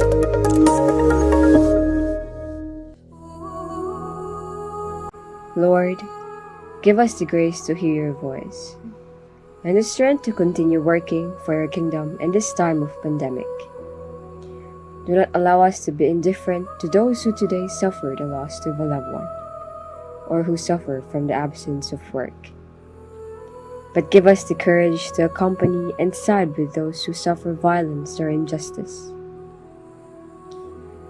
To our brothers and sisters who have contracted and are suffering due to the coronavirus disease, we pray that God's healing hand may rest upon you. The medical doctors, nurses, and the supporting staff who are in the front line of the fight against COVID-19. May the good Lord sustain you and inspire you to render your life-saving services with due care, love, and compassion. To all those who have lost their loved ones due to the coronavirus outbreak, we convey our deepest sympathies. We pray that their souls, through God's mercy, may rest in eternal peace. We pray that God may grant all bereaved families His consolation and strengthen their faith and hope in the Lord. Amen.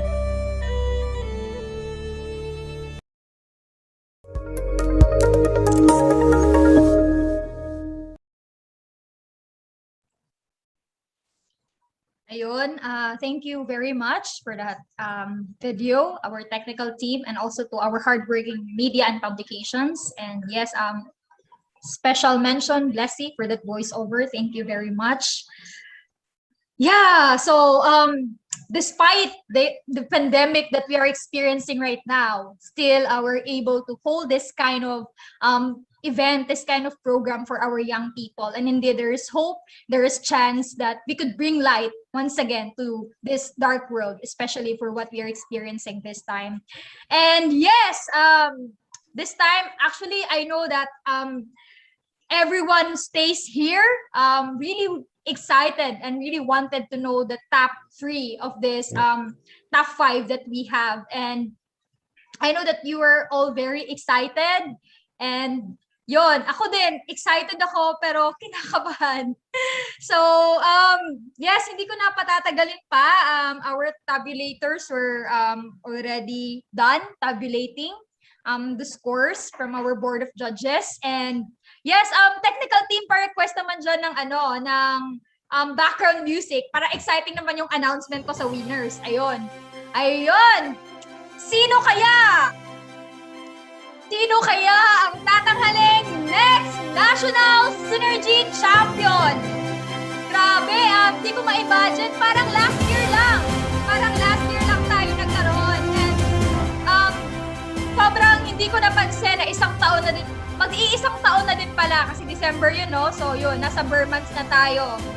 So yes, once again, no, we would like to appreciate everyone for all your efforts, commitment, your dedication and investment towards your project. Tama yung sinabi ng lahat ng judges natin.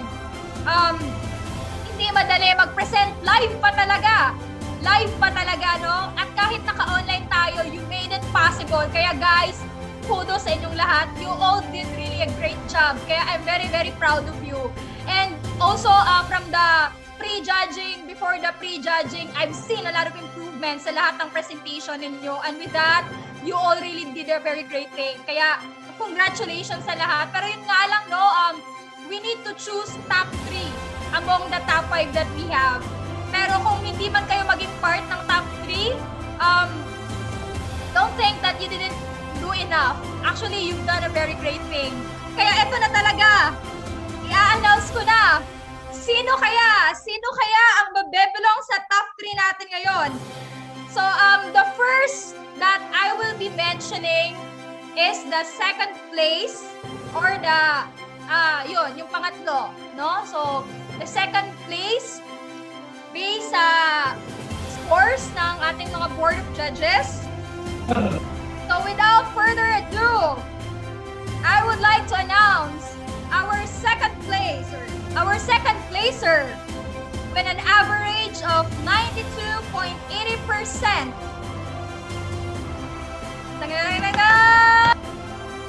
None other than we have Mr. Miguel Manipon from Rizal Chapter. Congratulations! Ayun, gusto ko makita si Miguel. Ayun, pa-spotlight naman technical team. Ayun, Miguel. So, Miguel, very brief lang. How are you feeling right now? So, maraming salamat po. I'm very grateful for this opportunity and for this achievement. Maraming salamat po. Maraming thank you. Congratulations. Ayun. Okay, and now, yung i-announce ko naman, yung first placer. Okay, sino kaya? Okay, our first placer got an average of 94.40%.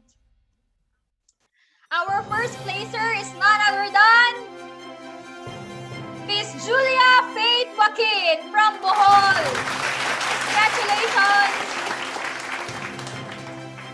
Okay, pa-spotlight naman si Miss Julia. Julia, how are you feeling?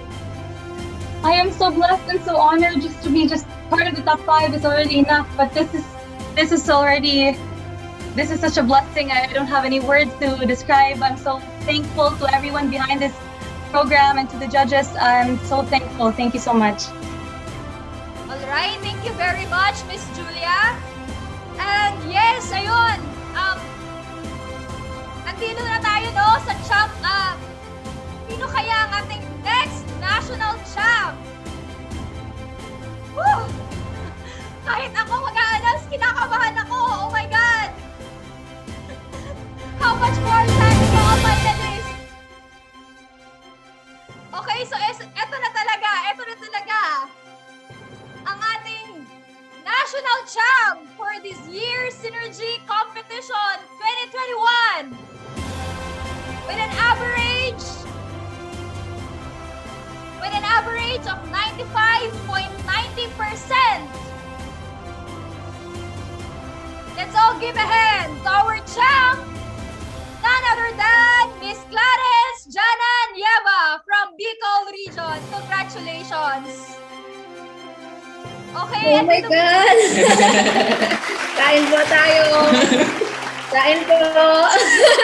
And gonna-greet my friends, JV, Ian, Ivan, and everyone here, Sir Ronan.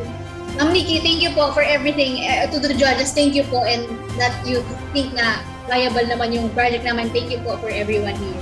And congratulations. All right. Yes, congratulations sa lahat ng ating top 3. And of course, no, sa hindi nakapasok sa top 3, Thank you, once Benedict. again, Hi, team. you all did a great job. Kaya sobrang thank you sa lahat ng effort ninyo. And sa ating top 3, congratulations, and were you able to really realize your project. So, ayun na no, we've got to the most exciting part of this program, pero hindi pa tayo tapos. So this time, yes, we will be hearing a congratulatory message from the President of the Women's Federation for World Peace Philippines. Let's all welcome with a virtual round of applause, Madam Almera Grace Mayo. Welcome po.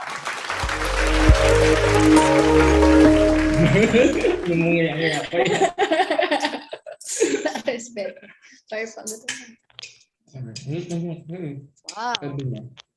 So mabuhay ang mga kabataan. Okay, so good evening to all young leaders. So it's my honor to be here today.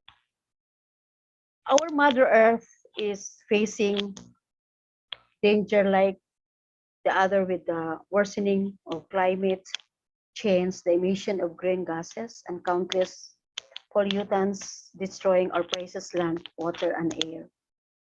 Today's competitions calls for a serious awakening for young people to come together and start formulating an action plan on how to combat these pressing issues that plague our society. The United Nations have defined the role of the youth in attaining the sustainable development goal through the following. First, youth as critical thinkers, as change makers, as innovators, and as seen today, in this competition, youth as great communicators. Youth have that burning fire to challenge existing power structures and barriers change. So young people also have the power to act and mobilize others. And this is made even more possible and thanks to the power of social media, where the voices of the young are made more heard. In addition to that, young people bring fresh perspectives and had been direct knowledge and can bring to light issues that are sometimes not seen by adults. Thus, we can rely on our youth potential to offer new ideas and alternative solutions to pressing problems that we face today. That is why platforms for these discussions and exchange of ideas like synergy is a great way to start. Proven enough by our contestant today, our 5 finalists, with their amazing peace projects. It is true that our Filipino youth are passionate and empowered communicators. Finally, and the most characteristics of our youth is that leadership. When young people are empowered with the knowledge of these rights and equipped with leadership skills, they can drive significant transformation to their communities. And there are 5 rules, or should I say, 5 characteristics of young people that the United Nations so strongly believe are driving assets in achieving the Sustainable Development Goals. Excuse me. So young people, the future of our nations lies in your hands. And it is so critical. It is so crucial that each and every youth alive today understand the weight of this responsibility. We are grateful to the leadership of IAYSP Pilipinas for spearheading platforms and as today's NERGY competitions, for the efforts in highlighting and promoting these characteristics of our young leaders. Congratulations to each and everyone. Kayo lahat are all winners for me. To the IAYSP Pilipinas, and most especially to all those who presented their peace projects today. Let us help our nation revive the true spirit of our young leaders let us take the lead of making our voices to be heard and bring back our most esteemed values on God's children, as God's children and our true brothers and sisters. So once again, thank you and congratulations to all of you for job well done. Good evening.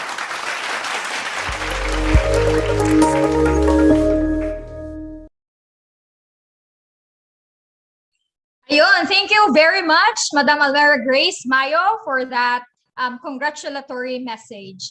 So yes, also I would like to announce the winner of the Social Media Choice Award. So yes, I would like to congratulate the one who has the highest heart reacts on our social media page. Okay, walang iba, kundi si Mr. Vincent Garing. Ayun. Congratulations, Mr. Vincent Garing, for winning our Social Media Choice Award. Okay, so, iba talaga pag famous, no? Ayun, so yes, yeah, Mr. Vincent Garing was one of our top 10 qualifiers, and yes, he was able to also present his project during our pre-judging presentation. So yun, once again, congratulations and thank you very much. Okay, so yes, hindi ko na patatagalin pa kasi I know gutom na ang lahat. Pero yes, dadako na po tayo sa closing remarks and hindi ko na introduce yung sarili ko kasi ako lang din naman yun. Okay, so yes, sa lahat po ng speakers, Board of Judges, IAYSP officers, joining both from the Philippines and other countries, yun. So we have joiners, no, from other countries, kanina very supportive, thank you very much. To all youth and students, our Facebook and YouTube viewers and supporters, our dear finalists, and the rest of the IAYSP national team, isang mapagpalayang gabi po sa ating lahat. Gabi na nga talaga. Yeah, months, weeks, and days before this day, it has truly been very overwhelming to me and to all of us, members of the committee and our approving body.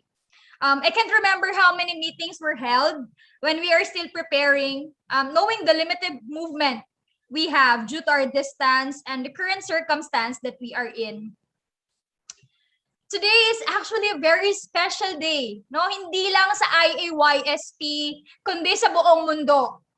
Not only because we are having this National Synergy 2021 competition, but most especially, today we are celebrating the International Day of Peace. Yun, the International Day of Peace with the theme, Recovering Better for an Equitable and Sustainable World. IAYSP and its umbrella organizations, the Universal Peace Federation, Women's Federation for World Peace, and the Family Federation for World Peace and Unification, has been working together for decades for the sake of our dream of building a peaceful world. As we celebrate this meaningful day, we offer to our nation these promising youth and students who took the challenge and the first step and exercising their national responsibility as young patriots and heroes of our nation. We have seen earlier, not just the ideas and the energy of our youth, but also their conviction, their passion, and determination in contributing something for our nation.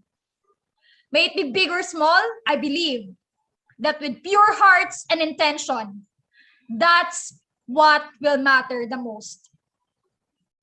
Together with this year's National Synergy theme, Youth Action for Peace and Sustainable Development, I am confident that the youth and student leaders whom we have seen earlier present their peace projects will bring great hope in our country and even can extend their ideas to develop the world.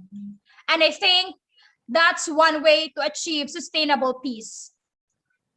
And sa totoo lang, while listening to the presentations earlier, I've seen great hope sa ating mga kabataan. Basically, I've seen them present before prejudging, during prejudging, and now, masasabi ko, nakaka-proud kasi daming nang improve.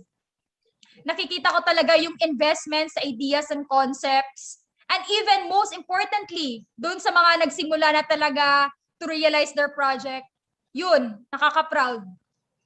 Nakaka-proud pakinggan and excited ako na sana meron na namang isang kabataang Pilipino who will conquer the world stage synergy competition. And of course, lahat ng ito hindi magiging possible talaga without our partners, without our speakers, our board of judges. Shout out po sa inyong lahat. Yes, sa lahat ng final presenters natin, our sponsors, main supporters, and the rest of the IAYSP family. Without your immense love and support para po sa ating mga kabataan, this will not truly be possible. Pero meron lang talaga akong special mention. Kasi without this group of people as program head, hindi ko talaga ma-imagine paano magkaroon ng level up from previous national synergy, yung sa ngayon. Although I know, marami pa ring limitations, marami pa rin mga circumstances na nag-occur na hindi talaga namin na-foresee, which is dapat. Pero yun, so proud pa rin talaga sa mga taong to. Unang-una sa lahat, shout out sa aming evaluation and screening committee. Ang aming dalawang winners, both international and national, Rika and Kenneth respectively, you guys really did an amazing job. I've seen how you stand firmly in our guidelines, despite of some requests sa mga changes, pero nakaka-proud. Kasi sobrang pure ng mga puso ninyo. You never compromise talaga and you have a word. And that's what I've liked about you too. Nakaka-proud lang talaga. Kaya I'm very, very much confident na kayo talaga yung pinili. No? Pinili talaga kayo para dito. Kaya shout out sa inyo, salute sa inyo. Sa aming invitation and PR committee, na dapat committee siya, pero siya na lang yung nakasurvive. Yung palagi kong nakukulit na uutusan, mag-follow up and mag-handle sa ating mga finalists and qualifiers. And despite of everything, she has been very calm sa pag-respond sa lahat ng task. Mabuhay ka, Irie. No? I've seen how much you've grown. Thank you very much for your effort. And yes, ito pa, isa sa mga pinakamatindi na team namin sa aming media and publications, Benji, Miles, and Blessy, sa walang palya na pag-post sa mga graphics and designs natin, sa mga videos, you truly never fail us. Thank you for your constant effort. Kahit alauna na ng umaga, nagre-response pa din sa mga concerns ko. Ang galing lang. Kayo talaga ang totoong hero dito. You know, and of course, ating tech team, as always, kahit maraming limitations sa internet connection, especially ngayon, may mga technical glitches and error tayo na na-encounter, pero still, you were able to push it through, giving us a very good presentation today. Kudos sa inyong lahat. And yes, syempre, hindi ko makakalimutan ang aking assistant program head, Jade. Thank you for the patience. Mostly sa'yo ko talaga nababato lahat ng mga concerns and ikaw ang nape-pressure ko palagi. Pero sobrang calm and humble pa din ang mga reply. Amazing. Thank you, Jade. Mabuhay ka. And most importantly po sa mga bumubuo ng IAYSP Pilipinas National, of course, with the guidance of our dear President, Sir Rene Lansangan. Thank you for the guidance and support po. And shout out din po sa aming very supportive chairman, na hindi naman nakadalo ngayon, pero okay lang po yun, Dr. Leo Angelo Halog. Maraming salamat po. And syempre po, sa aming hardworking finance head na hands-on talaga sa mga logistics na needed for preparation and palaging nagpapasnack sa amin. Mark, thank you very much. Sana may pa-dinner.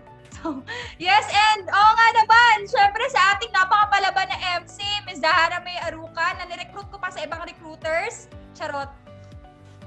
Thank you very much, Zar. You made this event formal but not so formal. And gusto ko yun. Sobrang chill lang natin. No? So thank you sa pa-house tour mo. Ang galing. No? Especially sa pag-adapt ng ating internet connection problem. Natural lang. So kudos. And syempre po sa lahat ng performers who gave their time to record ng song and dedicate it for this event. Maraming salamat po. And above all, sa lahat po ng audience na nag-stay until the end, sobrang thank you po sa inyo. Sana marami kayong natutunan. So especially po sa Facebook Live viewers po natin sa ating YouTube, maraming salamat po for staying until the end. And yes, hindi pa po ito yung huli. Actually, this is just the beginning.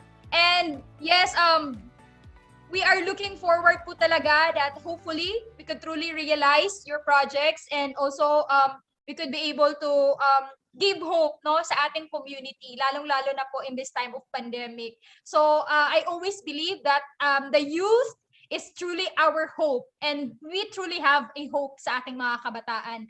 And yes, napatunayan po ninyo iyon, napatunayan po ninyo yon sa programang ito, sa Synergy. So sana po marami pang ma-reach out yung Synergy.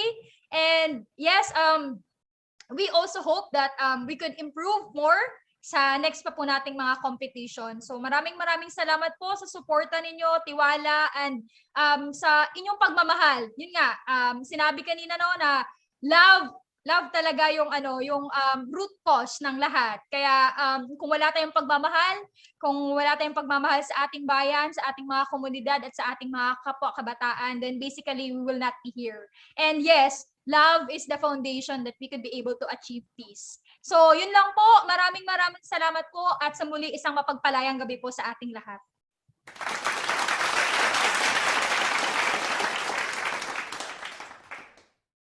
Ayun. So, ako na naman ulit. So, yes, this time we will be we will be hearing a closing performances. No, this is once again the song performances. First, we will be hearing from Mr. Cyril Lumapao from the city of Iloilo. And lastly, we will be hearing another song from Miss Mayan Maranyo from the city of Lucena. Let's all hear from them.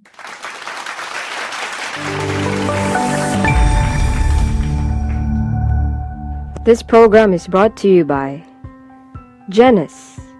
Happy Foods promotes a happy life. Genesis Food Products Trading, located at Labinab, Kawayan City, Isabela.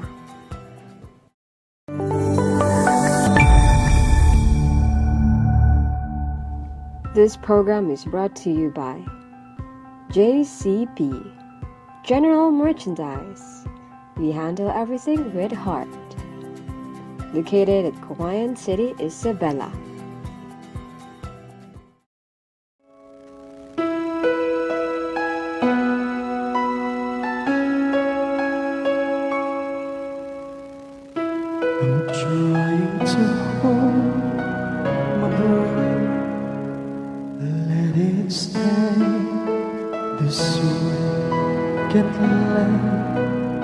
This moment and you said the dream with me, getting louder now. Can you hear it echoing? Take my hand, will you share this with me? 'Cause darling, without you, of a thousand spotlight, all the stars we steal from the night sky. Never be enough, never be enough. House so cold, but still so little. These hands could hold the world, but it'll never be enough, never be enough.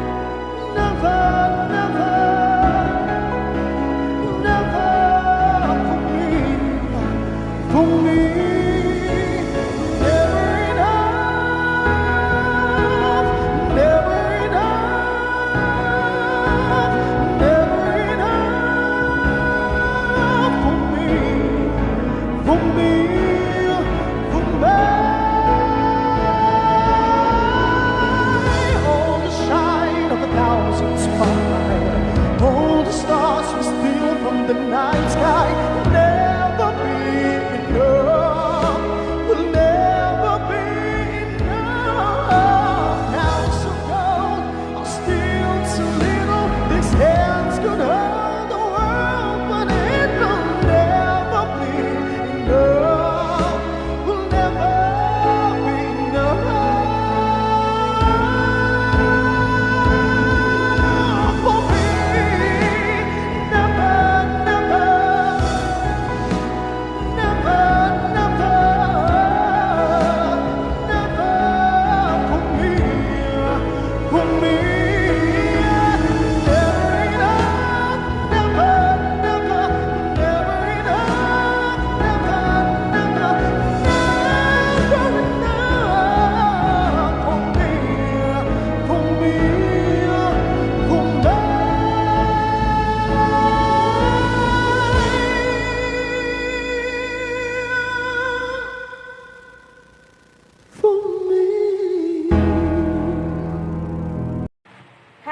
everybody. I just want everybody to be success, and God bless.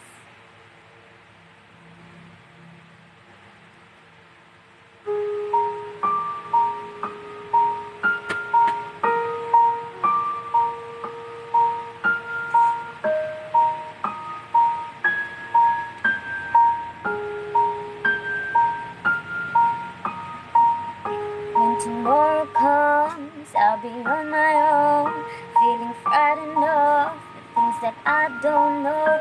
When tomorrow comes, tomorrow comes.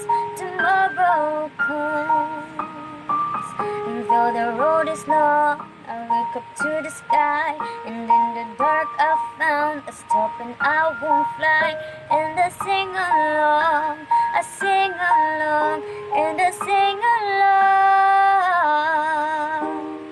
I got all I need when I get you and I look around me and see sweet life. I'm stuck in the dark with you, my flashlight, getting me through the night. Kickstart my heart when you shine in my eyes. Can't lie, it's a sweet life. Stuck in the dark with you, my flashlight, getting me through the night. Cause you're my flashlight, you're my flashlight, you're my flashlight. Oh, I see the shadows long beneath the mountain top. I'm not afraid when the rain won't stop. Cause you light the way, you light the way, you light the way. I got all I need when I get you and I look around me and see sweet light. I'm stuck in the dark with you, my flashlight, getting me through the night. Kickstart my heart when you're shining in my eyes. Can't lie, it's a sweet life. Stuck in the dark with you, my flashlight, getting me through the night. Light, light, light, you're my flashlight. Oh.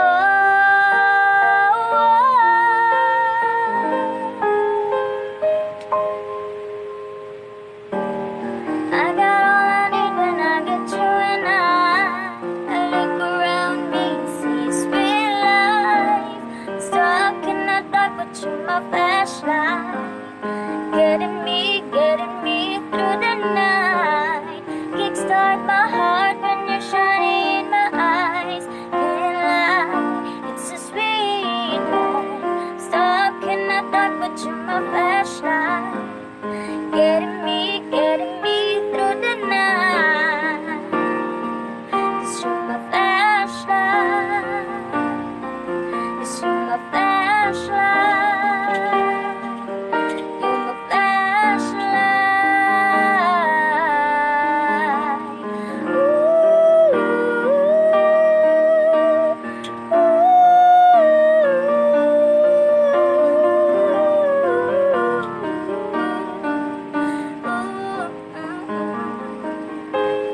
You're my flashlight, light, light. You're my flashlight, light, light.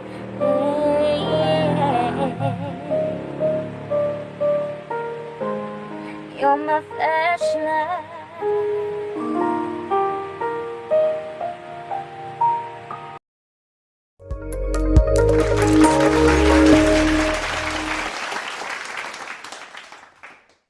Ayun. Thank you very much to our dear performers. And indeed nga naman, sobrang bagay lang talaga ng ending kasi gabi na talaga siya, flashlight, tapos never enough. So ayun. Yes, once again, maraming salamat po sa ating mga sponsors and sa lahat po ng supporters and bumubuo po ng National Synergy Committee. Thank you very much po. And yes, once again, this is not the end but just the beginning. Thank you po and good evening once again po. So sana po makapag-dinner na po tayo and shout out po ulit sa ating technical technical team, Mr. Jerome Enriquez. Maraming salamat for assisting our technical team. And the rest po, kudos. So, ayun po, congratulations and see you to the Asia Pacific stage or the Southeast Asia. Once again po, this is Miss Nikki Jerusalem, your Synergy Program Head. Bye-bye! Thank you, everyone. You can now unmute your microphone. Thank you po sa lahat. Thank you so much. Congratulations, everybody. Congratulations, Bicol. May kwarta na talaga tayo. Oh my God. May kwarta. Hello, everyone. Thank you so much. Go, Bicol. Pero may pa-prize. Program head. Program head. Ayaw nga pala, yung group photo natin, para meron naman tayong history. Okay, technical team, pahinaan mo na. Group photo muna tayo. Hindi pwede, no? Hindi pwede na walang group photo. Okay, so let's all open our camera. Grabe, na-excite naman sa pag-end kasi nagutom na. Okay, so ayun. Sa mga andito pa, may request you to open your camera para naman maging part kayo ng history ng Second National Synergy Philippines. Team Portal, guys, open your cam. Iyan, Ivan. Yan, wow. Open your cam, Team Portal. Okay, so ayun, ang technical team, ready na ba tayo? Okay, para po sa ating victory. Smiling victory. Okay, so in 1, 2, 3, let's all smile. Smiling congratulations to everyone. Okay, steady lang kayo dyan, ha? Okay, smile. And next pose, let's have our peace pose. Okay, so andito tayo lahat para sa kapayapaan. And yes, today we celebrated the International Day of Peace. So, ayun, happy celebration of the International Day of Peace. Let's say peace. Okay, and yes, for the last pose, let's have our victory pose once again. Okay, synergy pala. Okay, let's have our synergy pose. 1, 2, 3, let's synergy! Synergy po tayo dyan, mga ka-synergy. Okay, and that ends our group photo. Once again, maraming salamat and see you next time. Yeah, Benji, thank you very much. Maraming kwartang Bicol. Grabe ang mapapost na dyan. Shout out, Frances Miede. Salamat. You guys. Thank you po. Power, Bicol. Power, Kuya Rana.